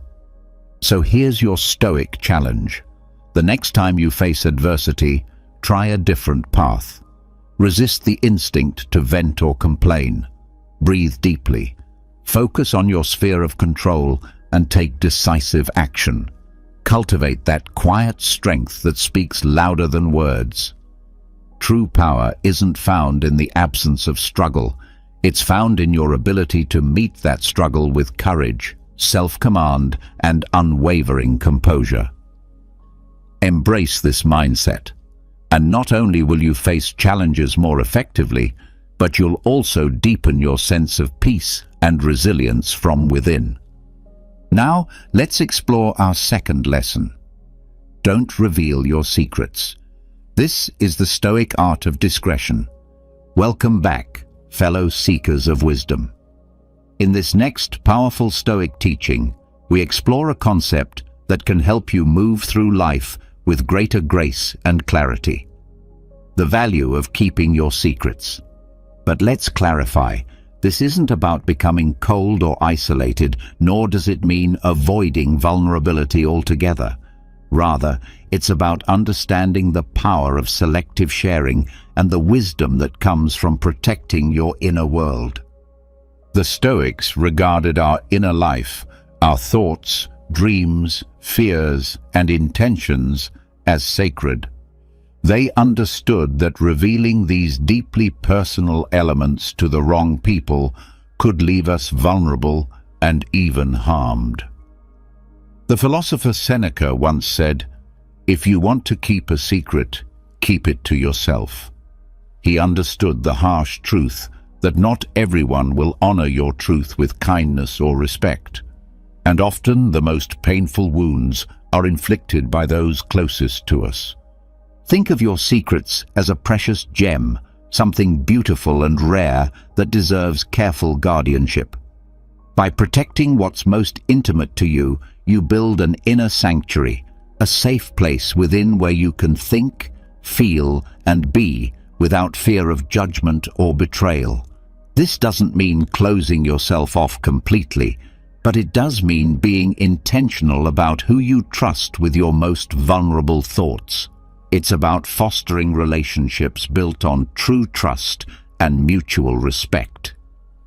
There's also a deeper discipline at play here: the development of self-control. In a culture that rewards oversharing and instant exposure, learning to hold things back, to stay quiet until the right moment, is a profound strength. Imagine you're working on a personal project that excites you. Sharing your idea too soon might invite premature criticism, jealousy, or distractions. But by keeping your plans close until they're ready to be revealed, you preserve your clarity, energy, and creative momentum. So here's your Stoic challenge. Practice the art of discretion. Be thoughtful about what you share, when you share it, and with whom. Protect your inner landscape. Exercise your ability to wait, to hold, and to decide wisely. This isn't about being secretive. It's about honoring your own boundaries, valuing your own emotional space, and knowing who's truly earned the right to hear your heart. Master this, and you'll not only protect yourself from needless harm, you'll also gain a powerful sense of self-trust, peace, and personal sovereignty. Let's move forward to Lesson 3. Don't talk about your achievements. Embrace the quiet power of humility. Greetings once again, seekers of Stoic strength. This time, we're talking about success, specifically the importance of not boasting about it. Now you might wonder, shouldn't I celebrate my wins and share my joy with others?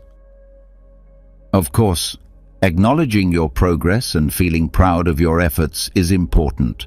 But the Stoic approach to achievement teaches us a more profound path, one of humility, internal satisfaction, and authentic character. The Stoics taught that real success doesn't come from accolades or recognition, it arises from within. They warned that openly bragging about your wins can lead to inflated ego, complacency, and sometimes envy or backlash from others. Epictetus wisely advised, "Don't explain your philosophy, embody it." In other words, let your life be the message. Let your consistency, effort, and service speak louder than any claim you could make. Picture a gardener who spent years nurturing a vibrant landscape. The beauty of the flowers, the richness of the soil, the harmony of the ecosystem. These speak volumes about the gardener's patience and skill. They don't need to shout their success. Their work tells the story. Similarly, when you dedicate yourself to growth and purpose, others will naturally take notice, even if you never say a word. In our modern world, especially with social media, it's tempting to showcase every milestone and crave the approval of others. But the Stoics would remind us that this pursuit of external validation is fleeting and fragile. True confidence comes from knowing your worth, regardless of who's watching. When you turn your focus inward, on learning, evolving, and doing your best, you'll develop a sense of fulfillment that no amount of likes or comments can provide. Here's your Stoic challenge. The next time you accomplish something meaningful, resist the urge to announce it for validation. Instead, pause. Reflect on the effort it took. Appreciate your journey, and then quietly move forward, ready to keep building, keep growing. Let your success be the result of your actions, not your announcements. In doing so, you'll cultivate humility, authenticity, and a lasting sense of pride that doesn't rely on applause. By living this way, without constantly talking about your struggles, your secrets, or your achievements, you embody the quiet, grounded strength of a true Stoic. And that, my friends, is a strength the world cannot shake. Take a moment to genuinely appreciate the effort you've invested and recognize how far you've come. Then, with quiet confidence, move forward to embrace your next challenge. Let your actions be the clearest and most powerful message you send. Always remember, real success isn't measured by applause or recognition. It lies in living a life rooted in purpose, honesty, and a constant desire to grow. When you embrace the Stoic value of humility, you don't just find deeper fulfillment, you also become a source of inspiration for others through your quiet resilience and steadfast commitment. Lesson 4. The strength in strategic silence. Why your next move should stay a mystery. Hey there, fellow Stoic in the making. Today, we're stepping into the world of strategy, patience, and the power of subtlety. We're exploring the Stoic idea of keeping your next move to yourself. Think of it like being a grandmaster in chess. You're making calculated moves without revealing your hand, while others are left guessing what you'll do next. Now, you might be wondering, but shouldn't I talk about my plans and dreams with people? Won't that help me stay on track and gather support? That's a valid thought. And yes, there are moments when sharing can be useful, but the Stoics emphasize that sometimes silence is the most powerful move. Keeping your plans close protects them and you. The Stoic view on planning for the future. The Stoics constantly reminded themselves to concentrate only on what they could control and to let go of what they couldn't. They recognized the unpredictable nature of the future and the potential pitfalls of speaking too soon about one's ambitions. Epictetus offered timeless advice when he said, "First, say to yourself what you would be, and then do what you have to do. Their philosophy leaned heavily on action rather than empty promises. Instead of talking about what you're going to do, just go out and do it. Why holding back can be powerful. There are solid reasons why the Stoics recommended keeping your future moves private. One reason is it helps you stay focused. When you tell others what you're planning, their reactions, whether supportive, doubtful, or overly inquisitive, can throw you off balance and shift your focus. By keeping your intentions private, you stay sharply aligned with your purpose. Another reason is to avoid what's known as premature gratification. Talking about your goals can sometimes trick your mind into feeling like you've already accomplished something. This false sense of achievement can lead to complacency and reduced drive. Staying quiet helps you remain hungry for real progress. And then there's the value of developing independence. Relying too much on others' encouragement or approval can stall your growth. By keeping your dreams to yourself, you strengthen your ability to trust your instincts, make decisions confidently, and take full responsibility for your journey. Living the lesson. Silence in action. Let's bring this concept into everyday life.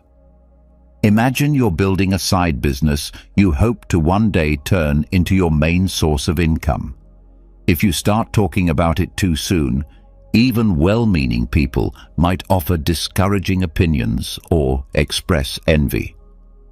Keeping your project low-key allows you to build without distractions and stay rooted in your vision. Or say you're preparing for a marathon. Telling everyone might create pressure to meet expectations even when you're not quite ready. But if you quietly train, focusing on your personal progress, you avoid unnecessary stress and remain centered on your goal. The Stoic challenge: use silence as strategy. Here's your challenge. Next time you feel tempted to share your dreams or plans, pause. Consider the Stoic approach. Ask yourself, will speaking about this help me move forward, or will it just invite distraction? Will sharing this empower me, or make me dependent on outside validation? Choosing silence doesn't mean being secretive or dishonest. It means being wise, intentional, and grounded. It's about giving your goals space to grow, away from noise and judgment. If you're gaining something from this message, be sure to subscribe, give a thumbs up, and drop "keep it up" in the comments. Lesson 5. Refrain from gossip, the Stoic way to a drama-free life. All right, Stoic squad, let's explore a lesson that calls for dignity and emotional discipline. Avoid talking about other people. In our world where gossip floods social media and headlines, it can seem like it's just part of everyday life. But the Stoics teach a different way. They believed real wisdom and peace come not from scrutinizing others, but from refining our own character and choices. The Stoic perspective on gossip. The Stoic path urges us to spend our energy on personal growth and contributing meaningfully to the world. Gossip doesn't build, it destroys. It spreads falsehoods, tarnishes reputations, and fosters division. As the great Stoic emperor Marcus Aurelius put it, waste no more time arguing about what a good man should be one. Stoics focused on living with honor, not on pointing out others' flaws. Focus inward instead of outward. Think about it. Every moment you spend speaking about someone else's behavior is a moment you're not using to improve your own life. It's like getting caught up in someone else's drama instead of living your own extraordinary story. Redirect that attention inward. Work on your thoughts, your habits, your purpose. By doing that, you become a source of light rather than a spreader of shadows. Creating a better atmosphere around you. The Stoics also knew that our words and actions ripple outward. When we choose not to participate in gossip, we contribute to a more supportive and respectful environment. Picture a workplace or community where everyone is focused on their own goals and building each other up instead of tearing each other down. That kind of space breeds growth, joy, and productivity. The Stoic challenge: be above the drama. Next time you're tempted to join in on gossip or negative talk, pause, step back, choose the higher path, commit to your own evolution, practice empathy. Be someone who elevates rather than criticizes. True strength doesn't come from dragging others down. It comes from rising above and showing the way. When you focus on your own journey and resist the pull of negativity, you not only cultivate peace for yourself, but also inspire others to do the same. Lesson 6. Keep your good deeds quiet. The humble power of silent kindness. Hey there, Stoic seekers. Let's unpack a powerful idea for today. Resist the urge to talk about your good deeds. You might be thinking, but if I share my good actions, can't that encourage others? Or, isn't it okay to feel proud when I help someone? And yes, there's merit in those thoughts. But the Stoics offer a deeper lens, one that values humility, inner drive, and authentic virtue. What the Stoics teach about doing good. The Stoics believed that true virtue means doing the right thing simply because it's right, not for praise or recognition. They warned that bragging about good actions can turn into arrogance and diminish the value of the deed itself. Seneca captured this perfectly when he said, "The reward for a good deed is to have done it." The very act of doing good is its own reward. You don't need a pat on the back to validate it. The quiet beauty of kindness without words. Think of a serene stream winding through a forest, silently nourishing every living thing it touches. It doesn't announce its presence, yet its gentle current sustains life all around it. That's the spirit of unspoken kindness. When you act out of compassion without expecting recognition, your actions speak louder than any declaration ever could. People will see the goodness in you, not because you told them, but because they felt it. Beware the trap of chasing applause. In today's digital age, it's so easy to seek validation. We post about our generosity, our volunteer work, or our moments of kindness, hoping for likes and approval. But the Stoics remind us that virtue should be rooted in internal values, not external praise. When you focus on doing good purely for its own sake, you develop a deeper sense of compassion and humility. The reward becomes the act itself, not the attention it brings. The Stoic challenge: let your goodness speak through actions. Here's your challenge. The next time you do something meaningful for someone, resist the urge to tell the world. Instead, cherish that quiet joy that comes from knowing you made a difference. Let your actions become your message, your unspoken offering to a better world. Remember, real virtue doesn't seek the spotlight. It thrives in silence, integrity, and heartfelt service. When you embrace this Stoic view of humility, you don't just touch lives, you also discover a deeper, richer sense of inner peace and purpose.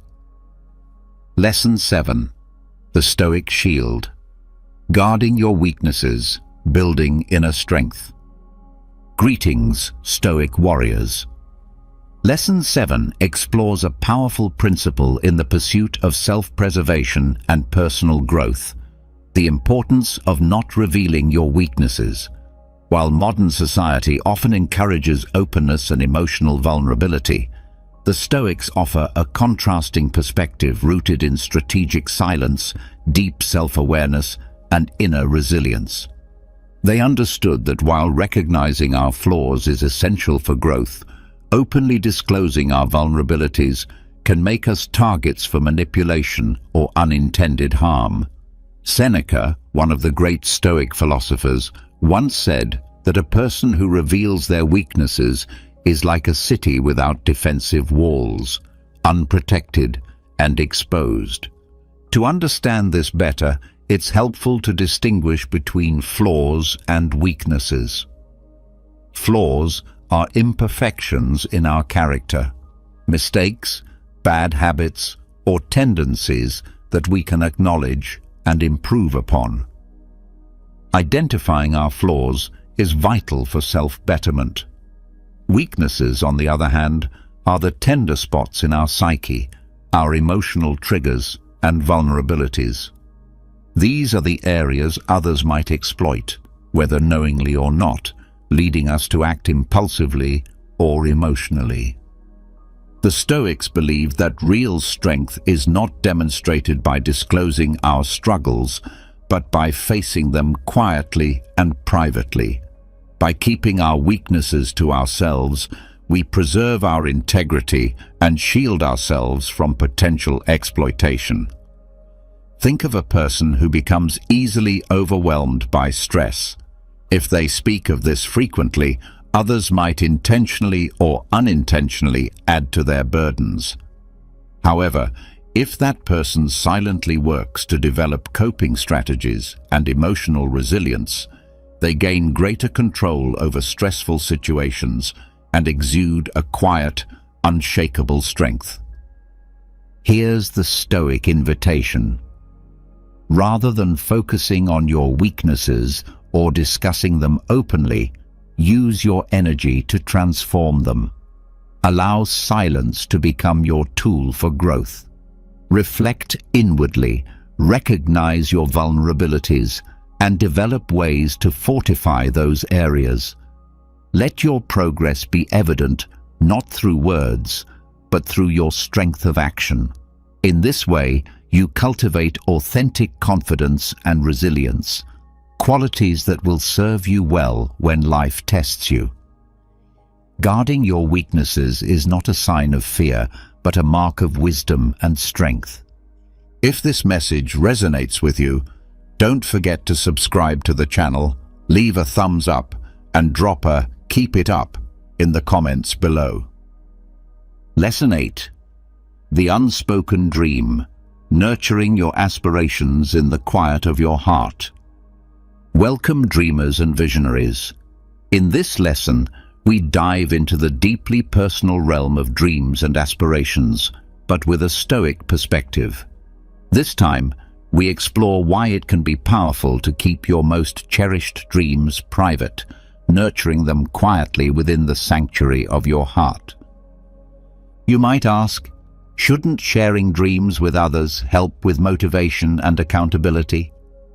Absolutely, there is value in confiding in trusted allies. However, the Stoics also believed in the quiet power of restraint.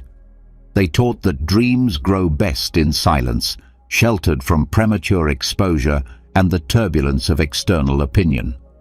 Central to Stoic philosophy is the focus on controlling what lies within and accepting what does not. Dreams are beautiful and inspiring, yet they are also fragile. Sharing them too early or with the wrong people can invite doubt, skepticism, or even ridicule. Seneca reminded us that the greatest obstacle to living is waiting for tomorrow while neglecting today. The Stoics emphasized acting in the present, moving steadily toward goals without getting swept up in fantasy or future promises. So why is it wise to keep your dreams to yourself? First, doing so protects your inner vulnerability. Dreams often intertwine with our deepest sense of identity. Revealing them too soon can leave us feeling exposed, especially if others respond with negativity. By keeping your dreams private, you create a nurturing space where they can evolve, untainted by external judgment. Second, it maintains intrinsic motivation. The Stoics believed that genuine drive comes from within, not from outside approval. Once you share your dream, there's a risk that you'll become more invested in the reactions of others than in the dream itself.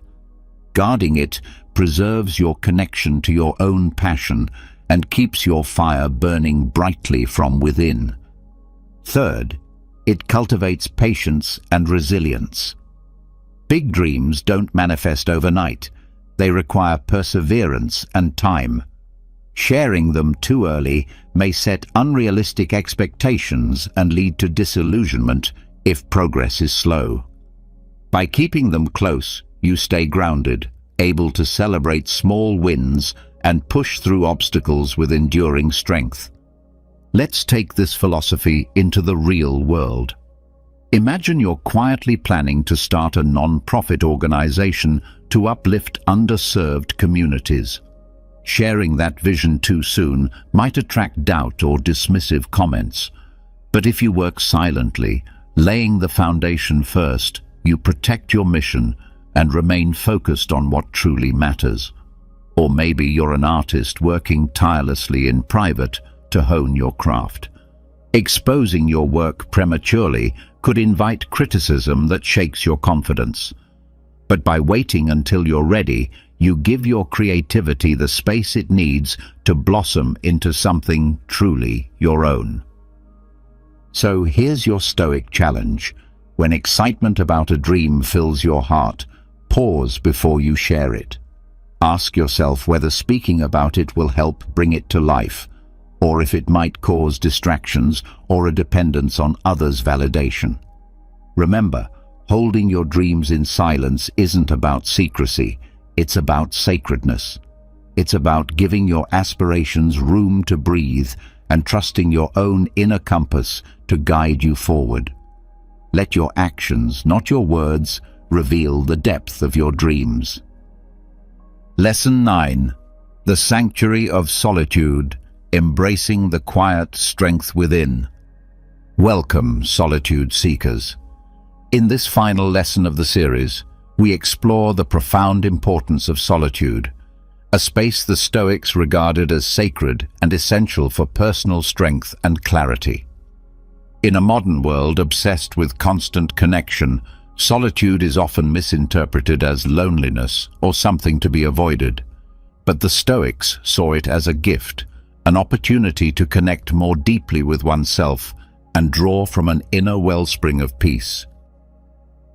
To the Stoics, solitude was not about retreating from life, but about engaging more fully with oneself.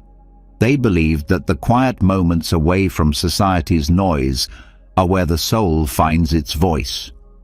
It's in solitude that we can reflect on our values, examine our fears, and build unshakable self-reliance. Seneca once said, "Loneliness is the poverty of self.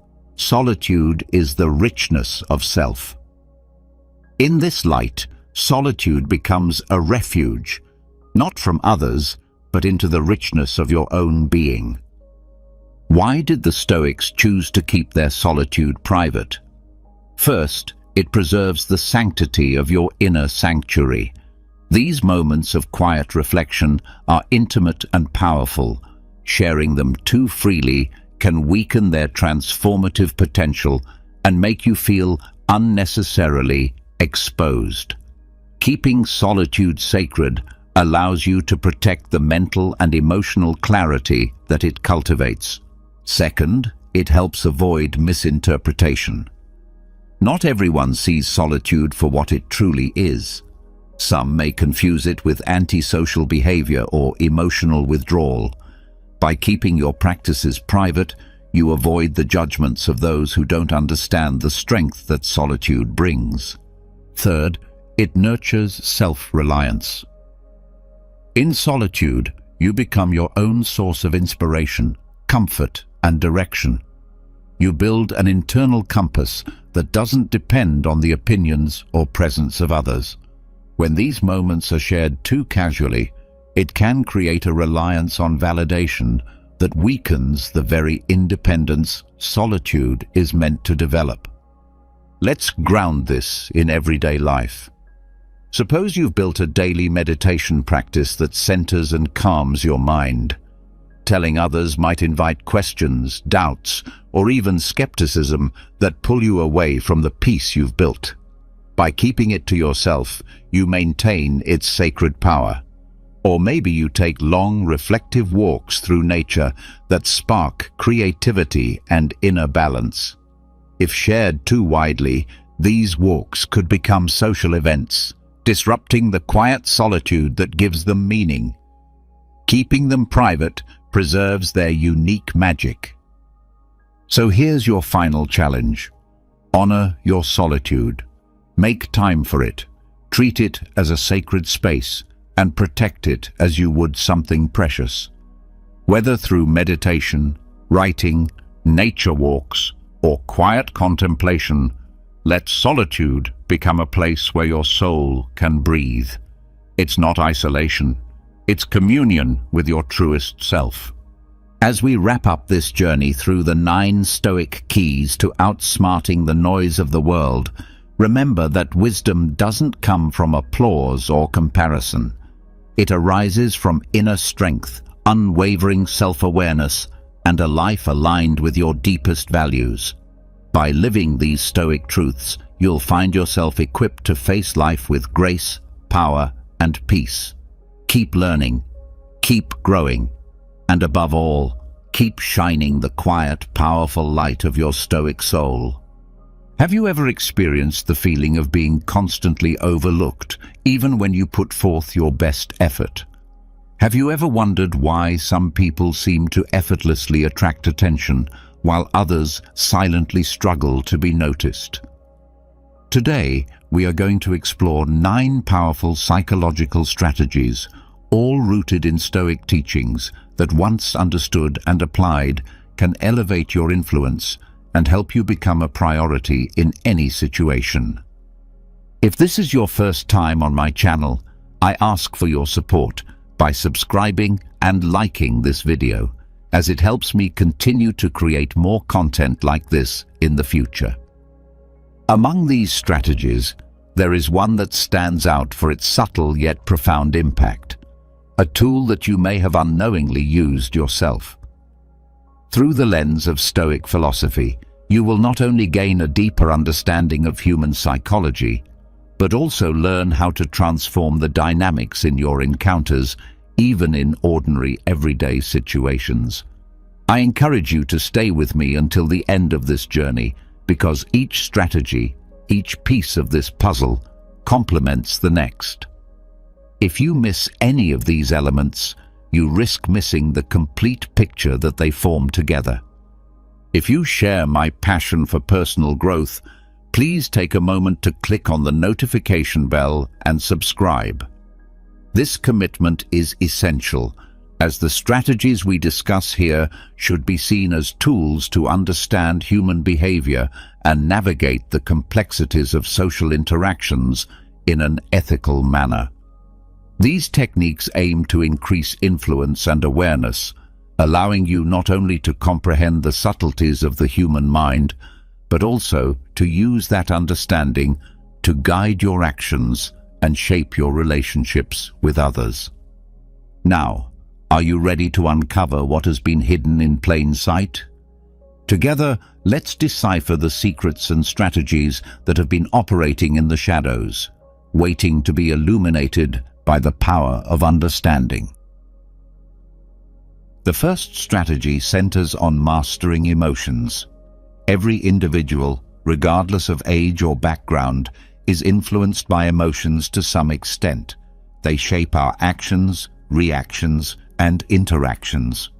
However, few people have truly learned to master the art of understanding and subtly influencing emotions, not just within themselves, but also in others. This mastery, once attained, can position you as an essential figure in any social setting. It's well known that people are naturally drawn to stability, particularly emotional stability. And Stoicism teaches us the value of remaining calm, composed, and rational in situations where others might falter. When you demonstrate the ability to stay steady in the face of adversity, you instantly stand out, like an anchor in a stormy sea. Others will naturally seek your guidance, placing you on a pedestal. However, remember that this is not about suppressing emotions, but about understanding and channeling them effectively. As Epictetus once said, "We cannot choose our external circumstances, but we can always choose how we respond to them."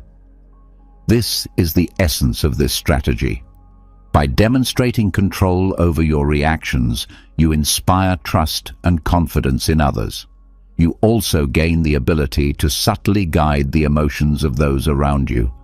If your calm words can soothe someone's anger, or if your empathetic sadness brings comfort to someone in pain, you become a lighthouse, drawing others to you. But this power is not a mere game.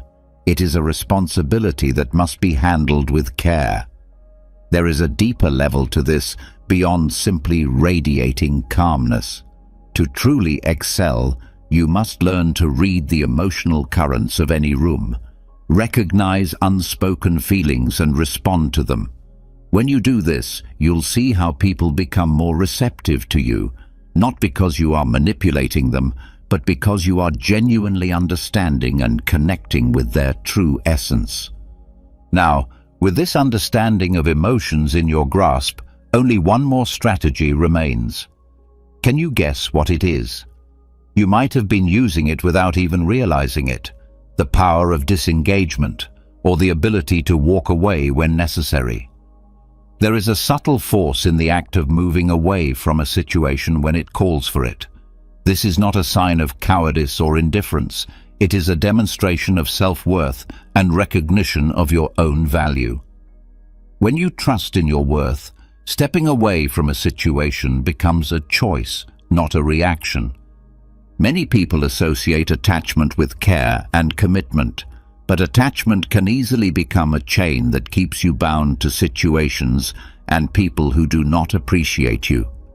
Always being available, always giving, can diminish the value of what you offer.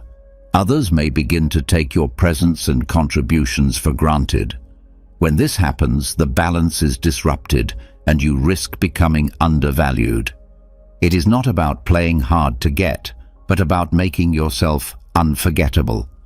As Seneca once said, "It is not the man who has little, but he who yearns for more, who is truly poor."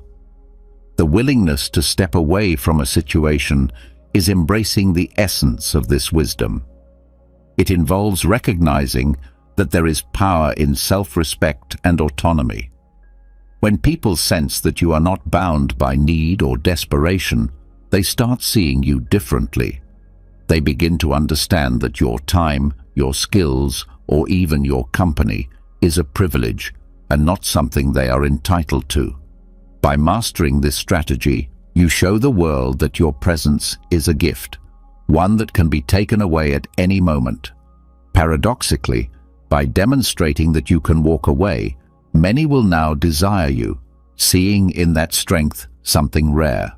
In a world where holding on is the norm, your detachment becomes your crown. Applying these strategies brings a host of benefits. When implemented correctly, they can elevate your influence, strengthen your relationships, and place you in a position where people not only prioritize you, but also genuinely value your company. However, it is important to be cautious. As Stoics, these tactics should serve as tools for influence when necessary, not as mechanisms for manipulation or attention-seeking. Authenticity and integrity are crucial in using these strategies. Without these, not only would the approach be ethically questionable, but it could also be counterproductive in the long run. Now let's consider the principle of reciprocity. Think about the last time a small gesture brightened your day, a surprise coffee from a colleague, a kind word from a friend, or an unexpected compliment. These seemingly trivial actions often leave a lasting impression because they touch on a powerful force in our human nature: reciprocity. This is the internal impulse that drives us to give back when someone shows us kindness beyond what is expected. Recognizing and harnessing this force can transform the way people perceive you and how they relate to you. As the philosopher Seneca once said, "While we teach, we learn." This perfectly captures the essence of reciprocity. By offering value, ideas, or even small favors without expecting anything in return, you sow seeds of goodwill. Over time, these seeds grow into relationships where people are inclined to support you, help you, and prioritize your needs.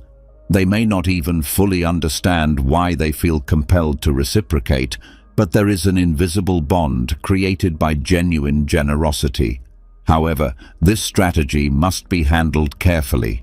There is a fine line between genuine acts of kindness and manipulation. The key is sincerity.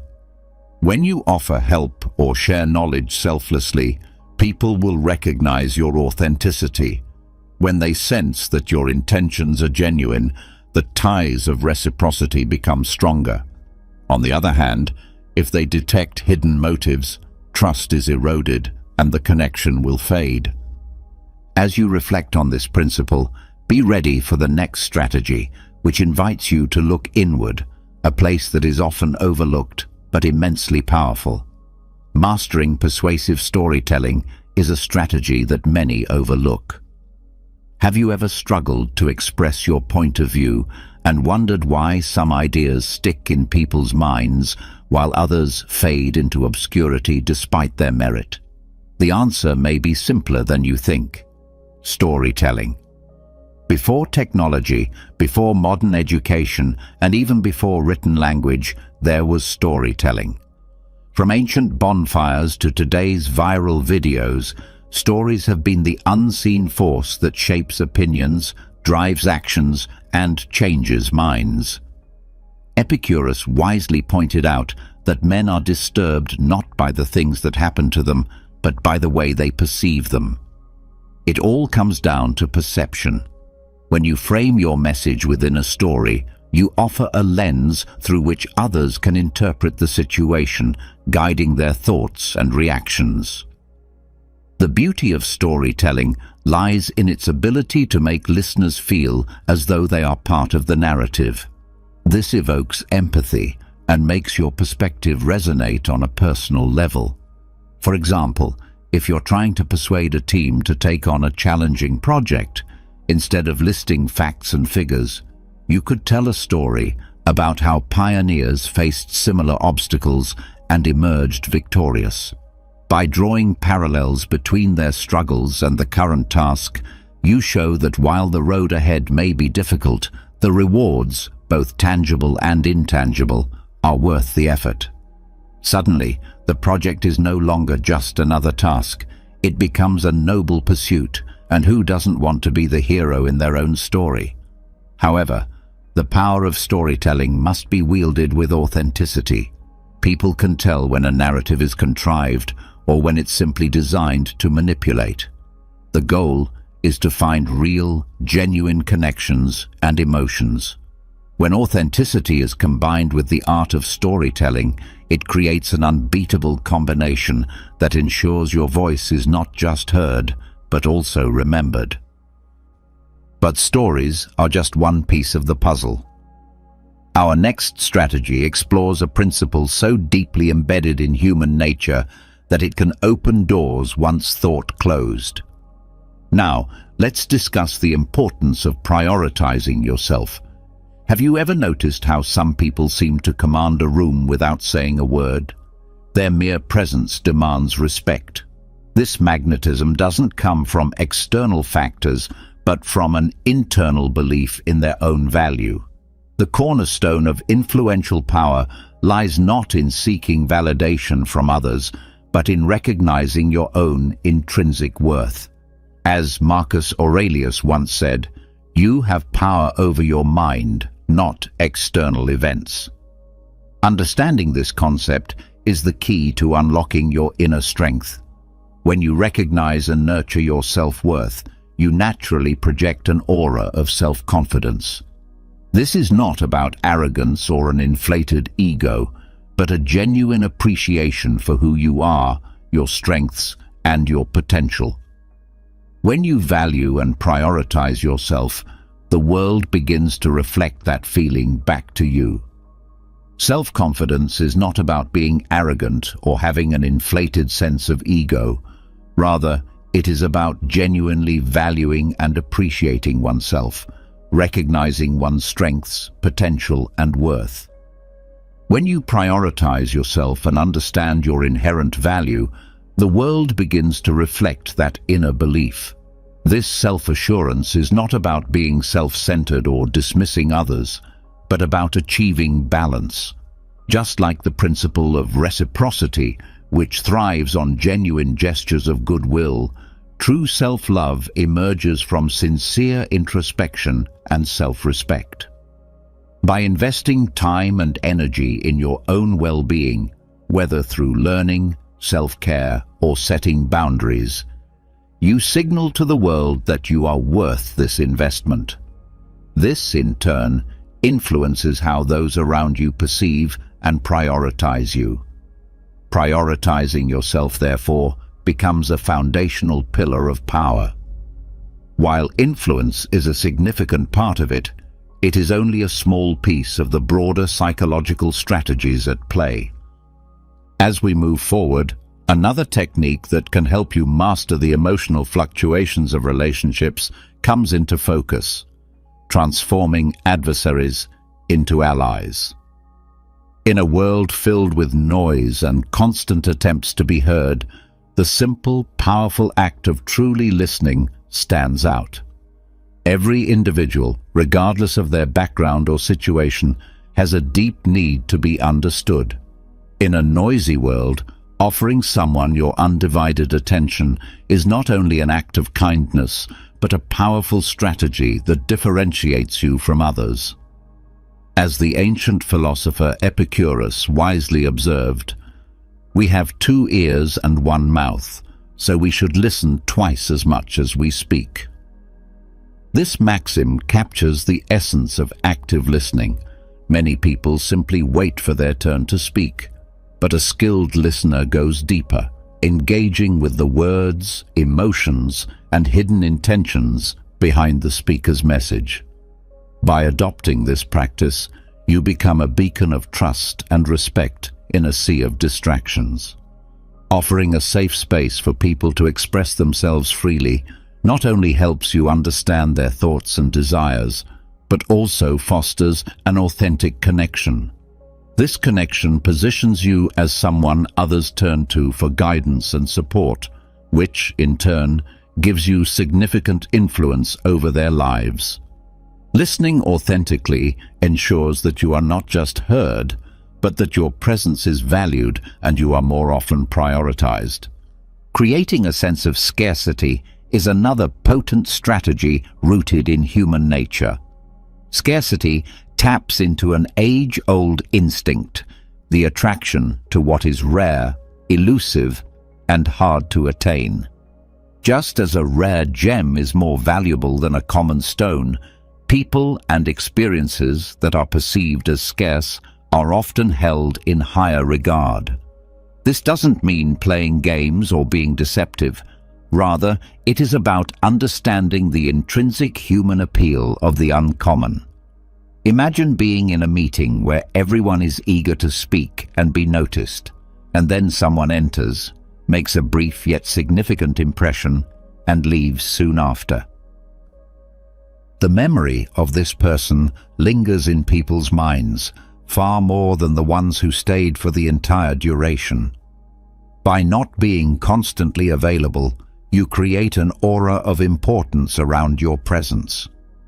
Every interaction becomes a valuable exchange, a moment that people will remember.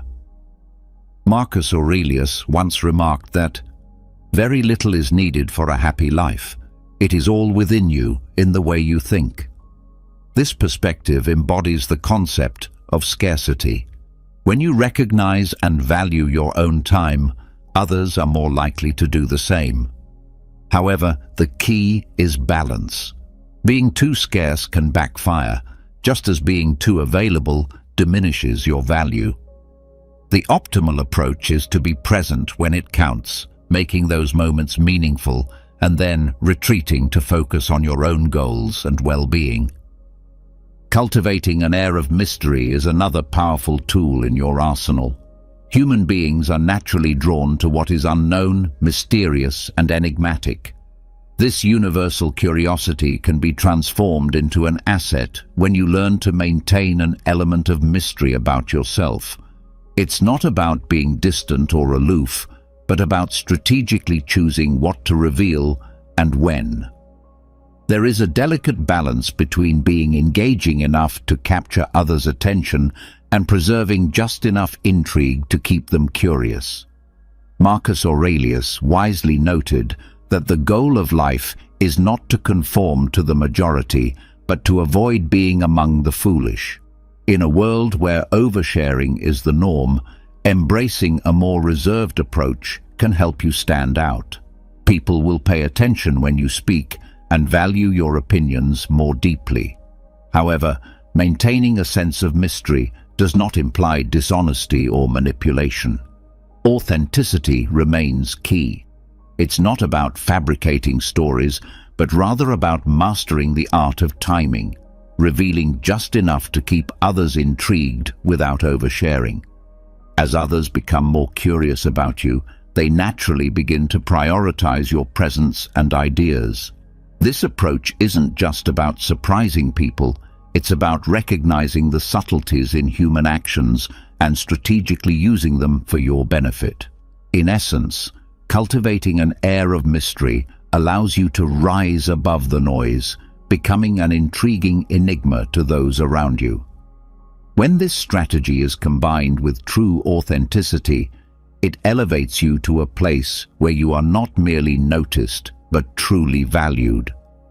By making others look forward to your actions, you ensure that your presence leaves a lasting impact, and your influence endures long after you have departed from a room. Another effective strategy involves the use of strategic silence.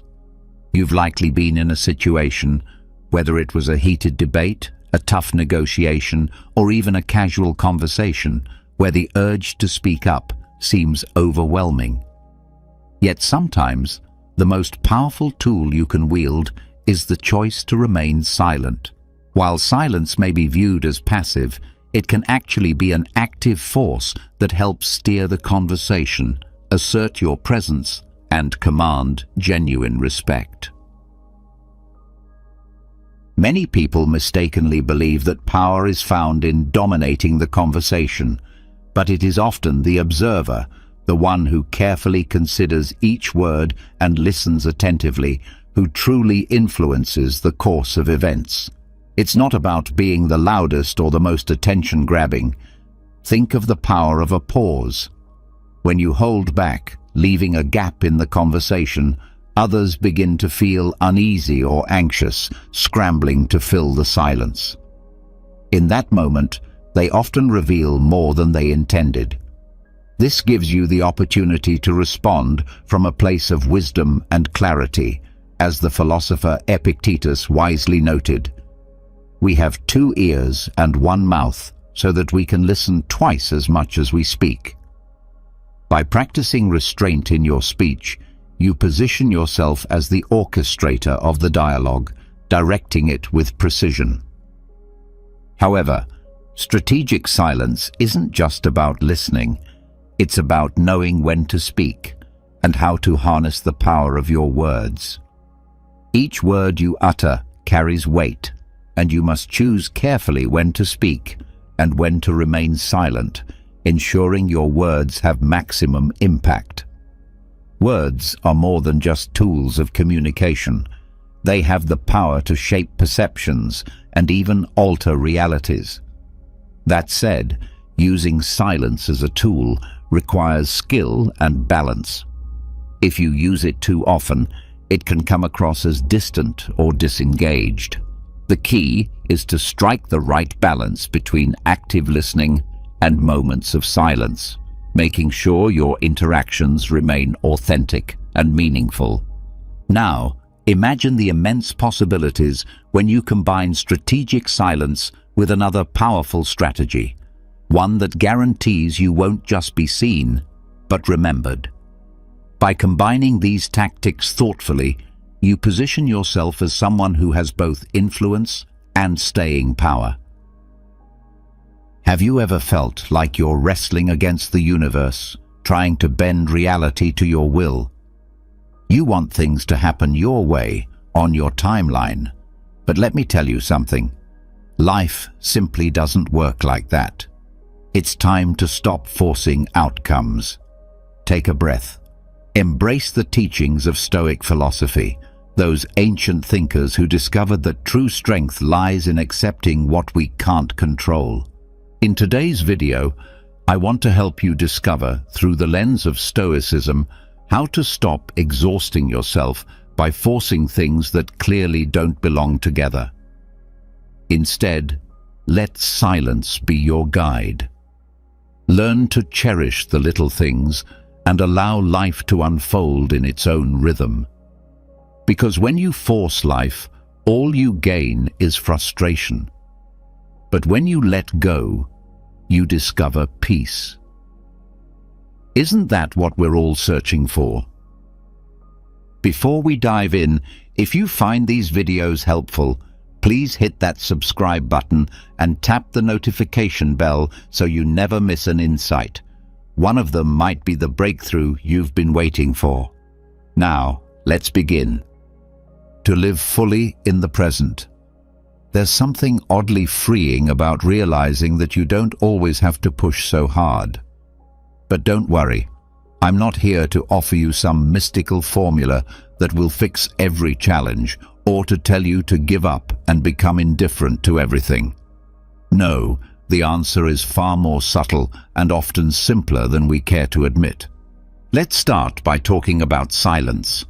That sometimes uncomfortable quietness that can feel like a competition to see who can go longest without speaking while keeping their sanity. But here's the secret. Silence isn't merely the absence of noise, it's a profound tool when used with intention. Picture yourself trying to complete a puzzle. If you're overwhelmed by the pressure to find the right piece, silence offers the space to clear your mind and gain a new perspective. In the chaos of modern life, we often overlook the power of a simple pause. Silence doesn't mean avoidance. It offers room to breathe and allow clarity to emerge.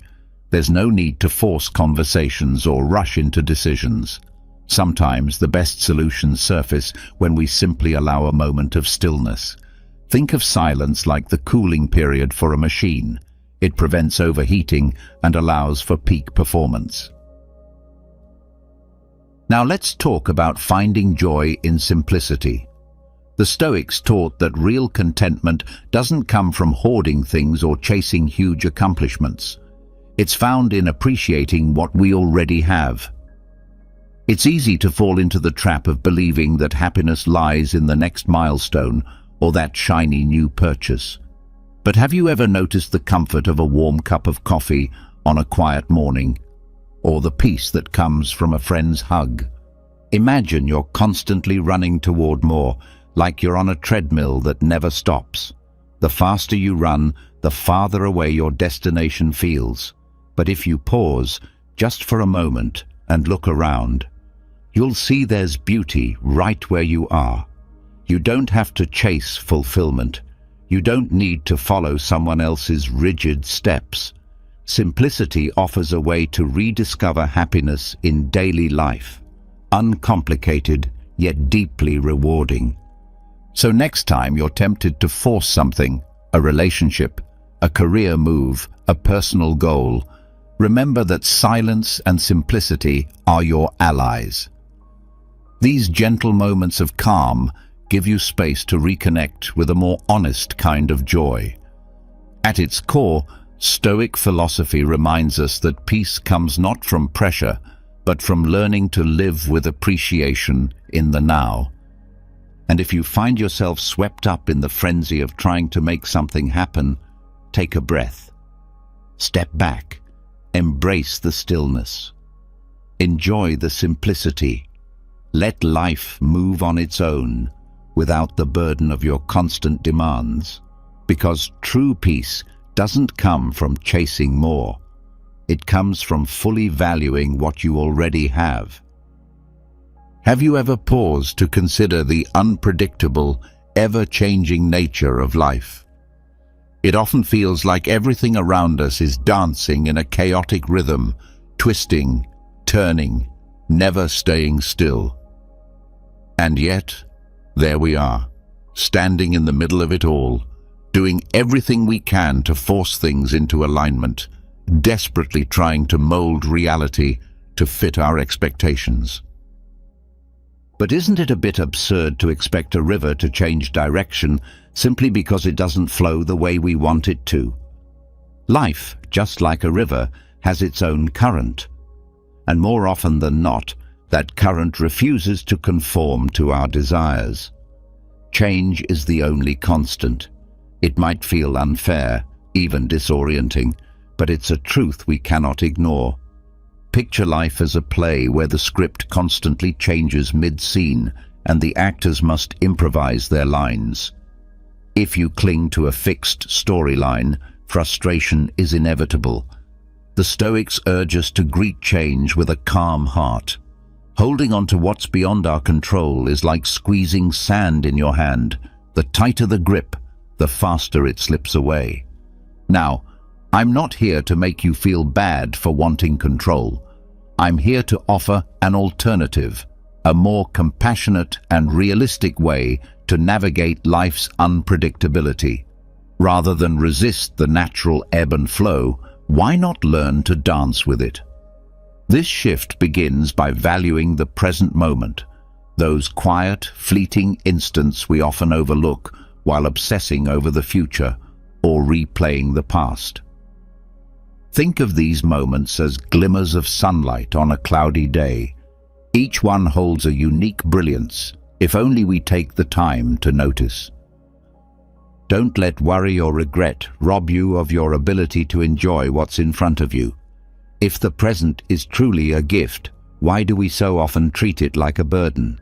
Let go of the pressure to force things into place. Forcing a puzzle piece where it doesn't belong only damages the whole. Life presents situations and people that may seem out of sync, but that doesn't mean we must immediately make them fit. Accept that not everything is meant to be forced. Sometimes the wisest path is to move forward, to release what doesn't align, and continue with grace. This is where patience plays its vital role. But patience isn't just passive waiting. It's a deliberate, steady rhythm that allows us to grow while the world catches up to us. If you find yourself stuck in a situation that won't budge, use that time to reflect and prepare. Let patience become your strength, your silent act of resilience. It's an active, empowered way of dealing with uncertainty, calmly, intentionally, without losing hope. And above all, remember this: life isn't a puzzle to be solved, but an experience to be lived. Each challenge, each twist, each unexpected turn, it's all part of the story.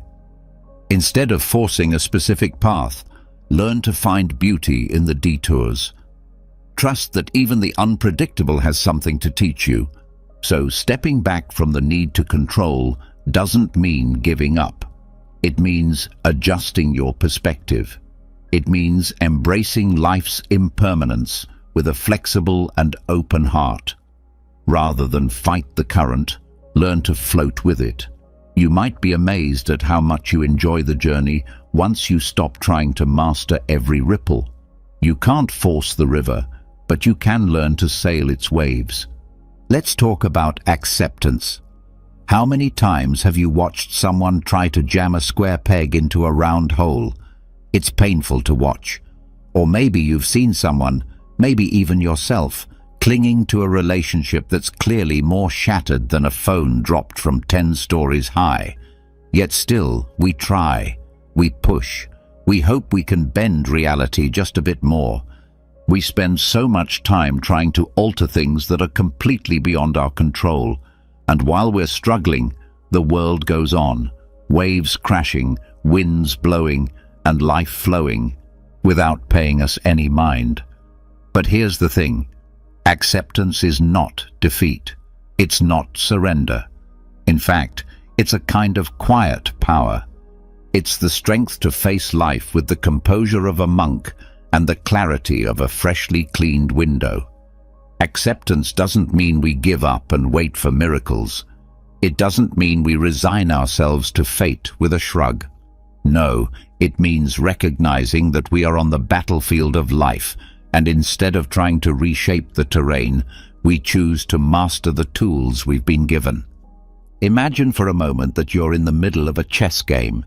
The pieces are already placed on the board, and no matter how much you wish otherwise, you can't simply rearrange them at will.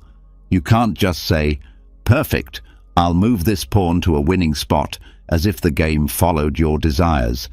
That would be a bit unrealistic. What you can do is observe the board with clarity, analyze your available moves, and make decisions based on the actual state of the game. That's what acceptance is. It's seeing the board exactly as it is and making your moves accordingly, not trying to change the fundamental rules of how the game works. This mindset is deeply aligned with Stoic philosophy. The Stoics taught that real strength comes from our ability to accept the things we cannot alter and focus instead on how we respond. Epictetus, a wise Roman philosopher, once said something that still echoes through time. It's not what happens to you, but how you react to it that matters. That's like having an internal compass, a quiet force within that keeps you steady even when life rages like a storm. Now you might be thinking, sure, all of this sounds great in theory, but how do I actually do this in real life? The answer: accept and don't force. Let me share a little mental trick. Picture life as a dance. Sometimes the rhythm of the music changes unexpectedly, pulling you off balance. Instead of insisting on dancing as if the beat stayed the same, learn to feel the shift and adjust your steps. If you stubbornly stick to the old rhythm, you'll find yourself out of sync, stepping on your own feet, frustrated and exhausted. But if you flow with the new melody, you can continue to enjoy the dance. So, how do you bring this into your daily routine? Begin by identifying what's truly outside your control. You can't control traffic jams, but you can decide whether to sit there in frustration or enjoy a good podcast while you wait. You can't control other people's attitudes, but you can choose how you respond to them. Rather than trying to force reality to match your ideal version of it, accept it for what it is and adjust your expectations accordingly. In the end, acceptance isn't a sign of defeat. It's a mark of true strength. It's a conscious act of mental clarity and inner calm, a way to stop draining yourself by struggling against forces beyond your control. It's a gentle but firm reminder that wisdom lies not in forcing outcomes, but in accepting, adapting, and moving forward. As Marcus Aurelius wisely said, "If you cannot change the direction of the wind, adjust your sails to reach your destination." Now, let's talk about letting go. Have you ever pushed a door with all your strength, only to realize that it says, "pull"? That frustrating, humbling moment perfectly illustrates what it feels like when you try to force something that just isn't meant to work. Letting go doesn't mean giving up on everything or surrendering like a sailor adrift in hopeless waters. It actually means having the insight to recognize what's beyond your control and embracing that truth with both serenity and common sense. Of course, that's easier said than done. Let's bring in a bit of Stoic wisdom here. The Stoics believed that genuine inner peace comes from accepting the things we cannot change. Think of your life as an art gallery. There are parts of the paintings you can modify, maybe the frame, the lighting, but the core of the image, the subjects themselves, are already there. Trying to repaint what's fixed on the canvas is just a waste of energy. It's like trying to change the weather. Imagine you go all out, buy clothes for every season, invest in skin creams for all kinds of climates, download every weather app, but still, the weather does what it wants. Life is like that too. Forcing things that resist change is like trying to make a cactus bloom in the Arctic. Impractical and harmful. So how can this lesson guide your everyday life? Start by clearly identifying what you can and cannot control. For instance, if you're in a relationship that's obviously reached its end, pushing to keep it going is like pouring gas into a car without an engine. Accepting when something has run its course frees you from unnecessary burdens and opens up space for new possibilities. Here's a simple but powerful technique. Write a list of everything you're currently worried about. Then, beside each item, note whether it's something you can take action on or something that's completely out of your hands. It's not a magic fix, but it can help you see more clearly where to invest your energy and what to release. Ultimately, letting go is a form of liberation, not defeat. It's not weakness, but wise, practical living. It's like cleaning out your closet and finally getting rid of all the clothes you never wear. Sure, it might sting a little in the moment, but afterward you'll feel lighter and more ready for whatever comes next. Life doesn't always match our plans or expectations, and that's okay. Recognizing that some things are simply beyond our control allows us to live more fully without constantly being upset by what we can't change. So next time you find yourself pushing on a door that clearly needs to be pulled, remember this. Sometimes the best way forward is by letting go. Letting go isn't weakness, it's courage. It's choosing peace over struggle. Now let's explore mindfulness. Have you ever tried to open a door by pushing with all your strength, only to realize it was meant to be pulled? That's exactly how we tend to approach life when we try to force things. We strain, we get angry, and if we're lucky, all we get in return is a bruised ego. But what if I told you there's a simpler, gentler way to open life's doors? One that doesn't require breaking yourself in the process. Enter mindfulness. For English speakers, it's like having a user manual for your own mind. Picture yourself at a cafe, sipping a warm drink.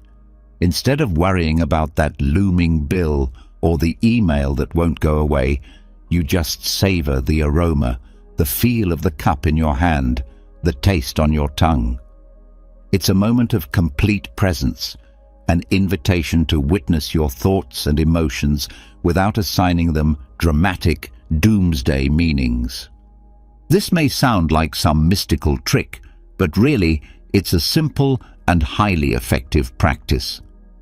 Mindfulness is like mental training to become an observer rather than a judge. Instead of wrestling with your emotions or thoughts, you acknowledge them, observe them, and let them drift by without becoming tangled in their drama. You become the spectator of your own mental theater, watching scenes play out and fade without jumping into every act. And once again, the Stoics were already there. These ancient thinkers knew it wasn't about bending the world to your will. but about learning to shape your reactions. Mindfulness is the tool that lets you do this without losing your mind. To bring it into focus, imagine how your life would feel if you weren't so rigid in your expectations. If, rather than forcing things to go your way, you learned to adapt and flow with circumstances, you'd likely experience less stress and a deeper sense of peace. Picture yourself stuck in traffic. You could yell and honk as if that'll move cars faster, or you could accept the delay, enjoy a good podcast, and relax. The outcome is the same, but your experience changes completely. To make mindfulness part of your routine, begin with small steps. Spend a few minutes each day simply observing your thoughts and feelings without judgment. Ask yourself, how do I feel right now? And just let the answer be. No need to act on it, just notice it. Also, practice patience.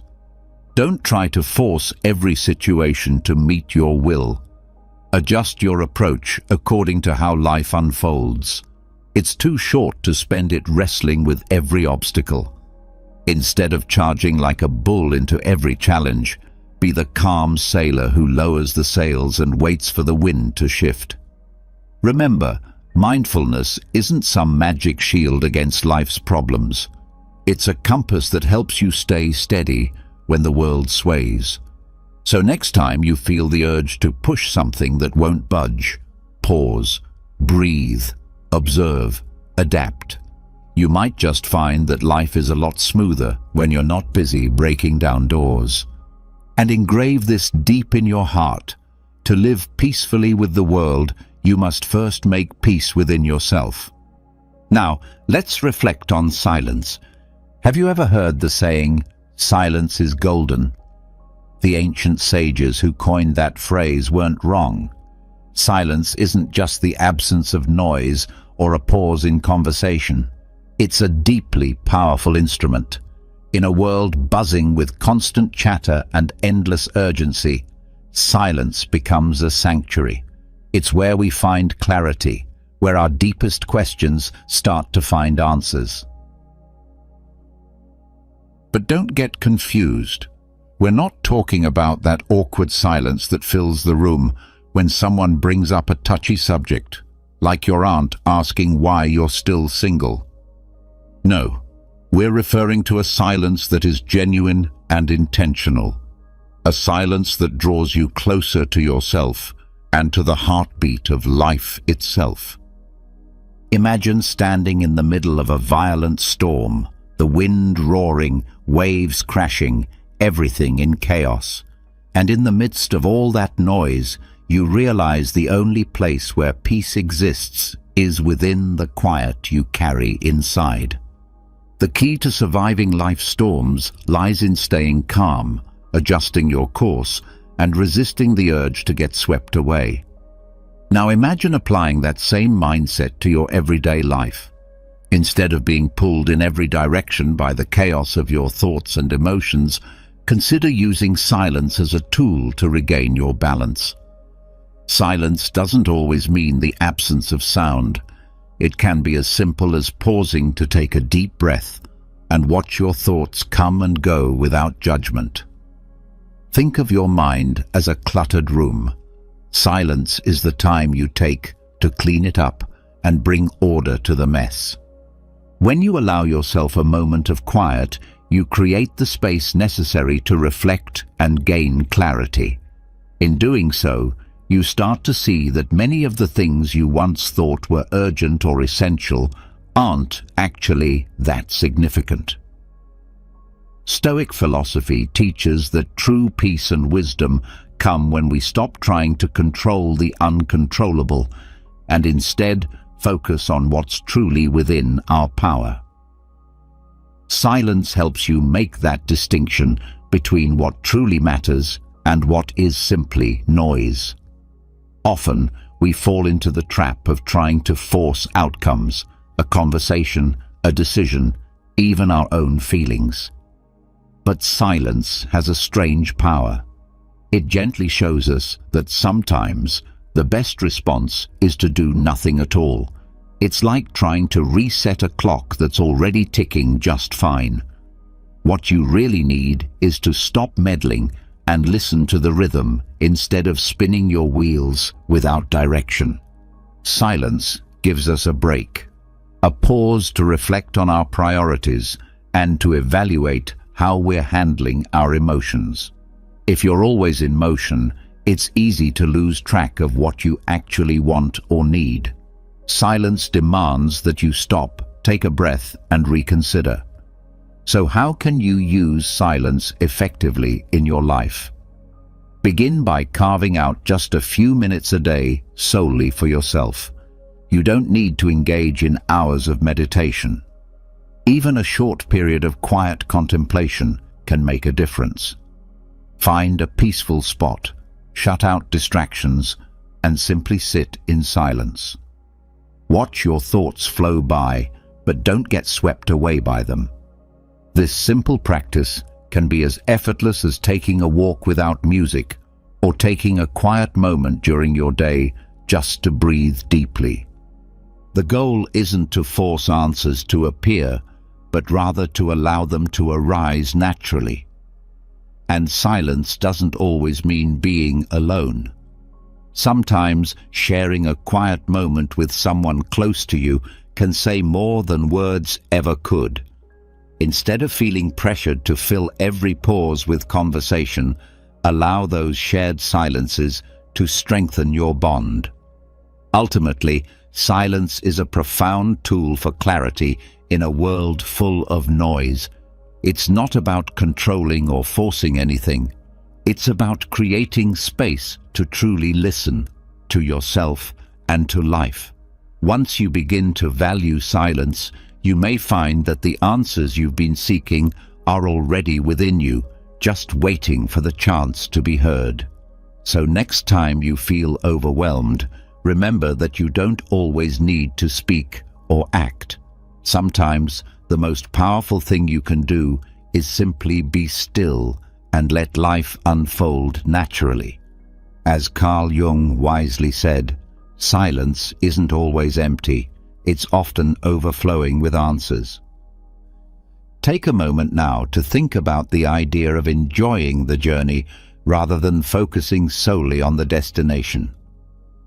Have you noticed how in life we often become fixated on winning, on reaching that end goal, forgetting that the real treasure lies in each moment along the way? I'm referring to the everyday journey, those seemingly ordinary moments that make up your day-to-day existence. Stoic wisdom reminds us that when we try to force outcomes, we end up tangled in frustration and dissatisfaction. So let's explore how to genuinely embrace the journey without being consumed by the end result. Picture your goals as a bicycle ride. Imagine the wind brushing your face, the landscape changing as you go. But instead of enjoying the ride, you're so obsessed with the final destination that you forget to notice the flowers by the roadside, the thrill of the hills, or even the act of pedaling itself.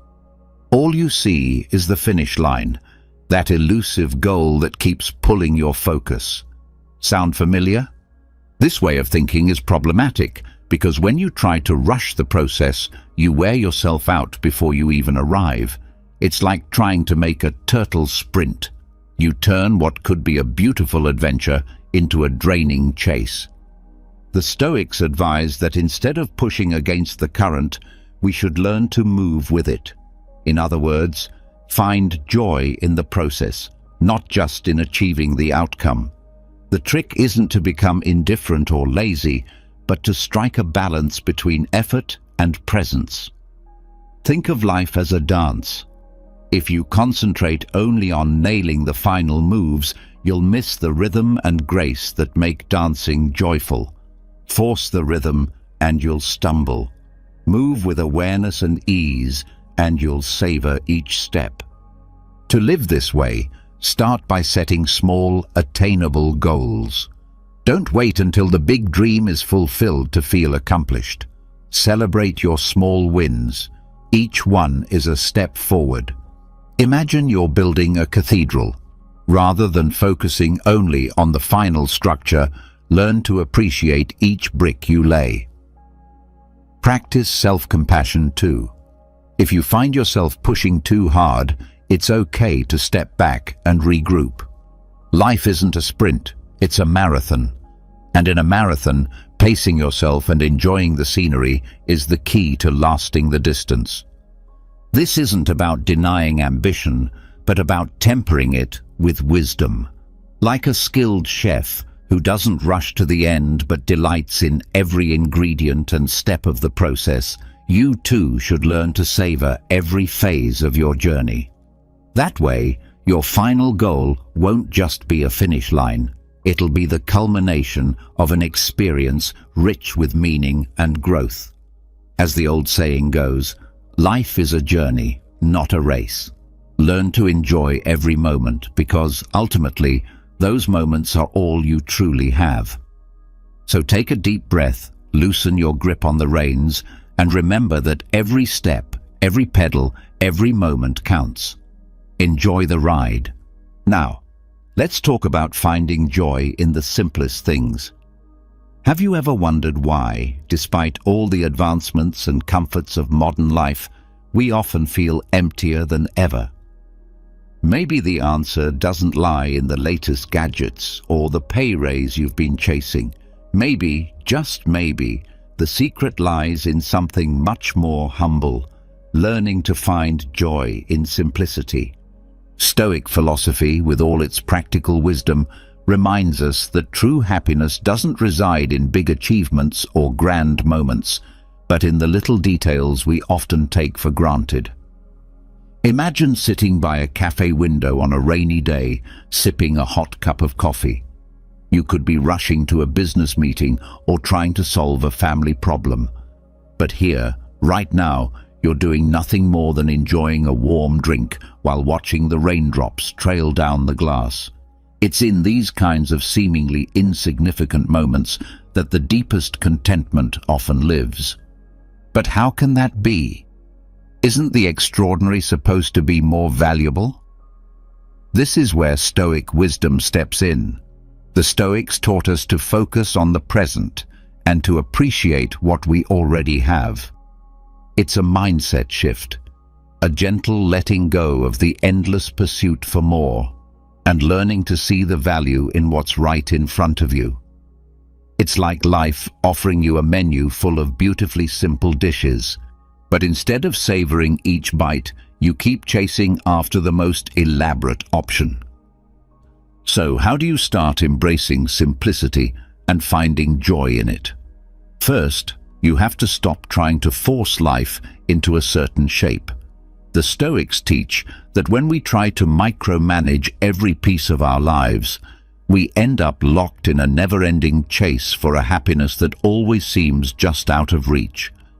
Instead, accept what you have and find joy in that acceptance.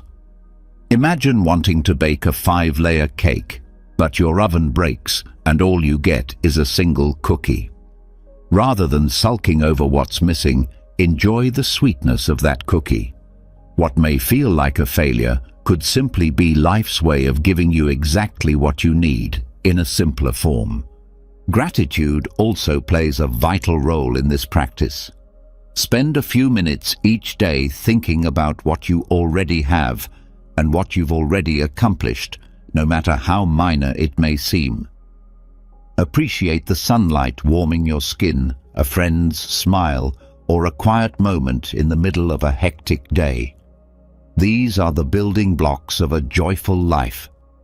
When you learn to recognize and appreciate them, life becomes a series of small, meaningful joys rather than a relentless climb towards some far-off success. Joy isn't hidden in the distant future or found only in big wins. It's present, in the now, in the moments we so often overlook. Stoic philosophy reminds us to stop trying to force life to deliver more and instead to open our eyes to the gifts already around us. So next time you find yourself stuck in the grind of chasing what's next, pause. Your happiness might be sitting right there in a warm cup of coffee, in a heartfelt conversation, or simply in the peace of the present moment.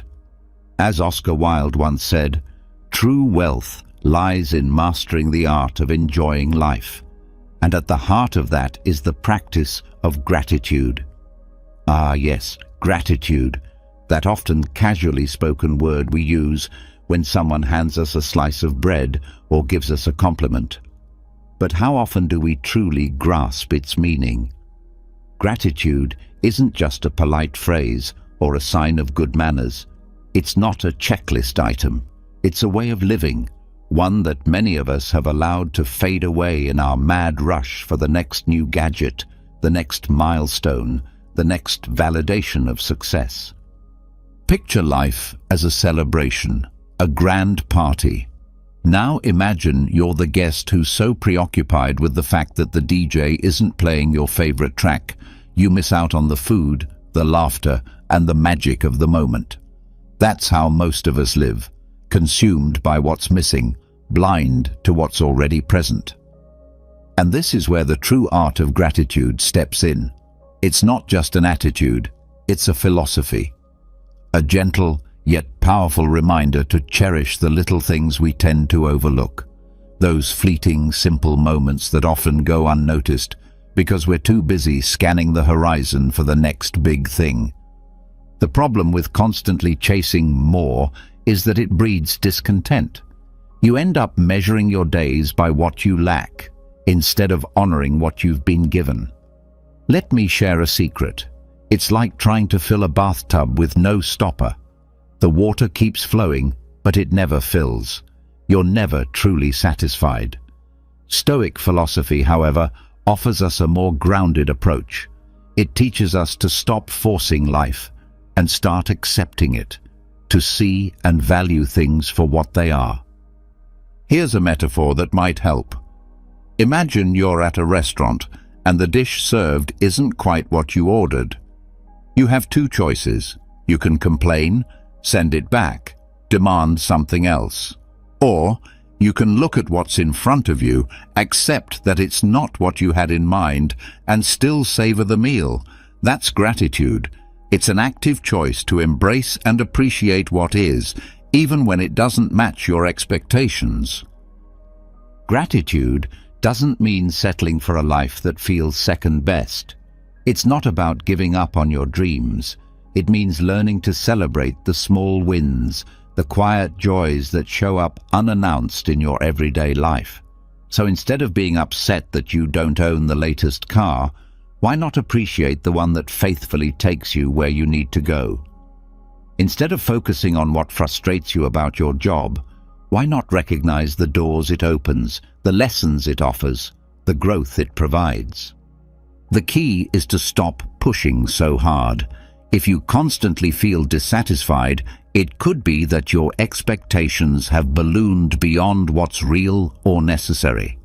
Flexibility is a skill. Learn to bend with life, to find richness in the overlooked details. The Stoics call this the practice of acceptance and virtue, not as passive surrender, but as wisdom in motion. It's a kind of strength that finds serenity in the chaos. So the next time you feel overwhelmed or like life is lacking something vital, remember this. Gratitude is more than just saying thank you. It's living in a state of ongoing appreciation. It's recognizing the everyday blessings hiding in plain sight. It's choosing to enjoy the plate that's been served to you, even if it's not what you ordered. Because the truth is, what you really need is often already right there in front of you. As Marcus Aurelius wisely said, gratitude is the ability to find gold in the ordinary grains of sand. Now let's talk about solitude. Have you ever experienced that strange moment of realization that you're completely alone? Not in the cozy sense of being home with a warm drink and a good book, but in that deeper, almost existential awareness. "Oh no, I am a lone soul in this vast, silent universe." If you've felt that, let me reassure you, you're not actually alone in feeling that way. And in fact, solitude, real, unfiltered solitude, might just become one of your greatest allies, if you allow it. Let me be clear. This isn't about brooding in a dark room or drowning in a quiet so heavy it becomes haunting. No, this is about the golden opportunity to reconnect with yourself in a way that constant distraction can never offer. Society often treats solitude like a punishment. We're surrounded by movies and images of lonely people staring out cafe windows, waiting for something or someone that never arrives. But what if that whole image is flawed? What if solitude is actually an exclusive club open to all, but rarely entered by those too scared to be alone? The Stoics, with their focus on self-mastery and inner stillness, saw solitude as a gift, a sacred pause in the storm of life, a rare space where you can stop performing, stop pretending, stop pushing, and start listening to what your soul is really saying. Think of solitude not as isolation, but as a personal spiritual retreat. You don't need to board a plane to a distant monastery. The retreat begins the moment you give yourself permission to be still and to be enough. Here's the twist. How do you turn solitude into an ally, not an enemy? First, stop filling every second of your day with noise, tasks, and people. If you're always busy, you'll never hear yourself think. Solitude is like a testing ground, a quiet room where you come face to face with your own truth. It's like trying to cook a meal from whatever's already in your pantry. No running out for fancy ingredients. You begin to discover what's essential, what's real, what actually nourishes you. A powerful tool for this is meditation. And no, I'm not talking about folding yourself into impossible yoga poses or chanting mantras. Meditation can simply be the practice of sitting in silence, letting your thoughts rise and fall like waves. At first, this can feel awkward, like a blind date with a book you're not sure you'll like. But give it time. It has something to teach you. Another great practice? Journaling. No, you don't need to write the next best-selling novel. Just jot down what you're thinking, how you're feeling. When your thoughts hit the page, they start to organize themselves. Problems that seemed massive in your mind often shrink in the light of ink and paper. So the next time you find yourself alone, don't rush to fill the void. Don't grab your phone or search for someone to talk to. Instead, sit with it. Embrace the quiet. Let solitude speak. It's not a monster to be avoided. It's a mentor that wants to introduce you to your truest self. You don't have to force your way through life. You just need to create enough room for truth to surface, for clarity to emerge. Solitude is like that one friend who doesn't talk much, but always listens when it matters most. So stop resisting. Welcome it. And if ever you feel lost in this journey, remember this. True connection begins the moment you learn to enjoy your own company. If you've made it this far, drop a comment saying, "Life is a gift," so I know you're one of the few who stayed to the end and are soaking in this wisdom. I'd love to hear your story. Don't forget to subscribe, turn on the bell, and comment to help this message reach more people like you. Stick around for more life-changing videos. And thank you so much for your time and support. See you on the next video.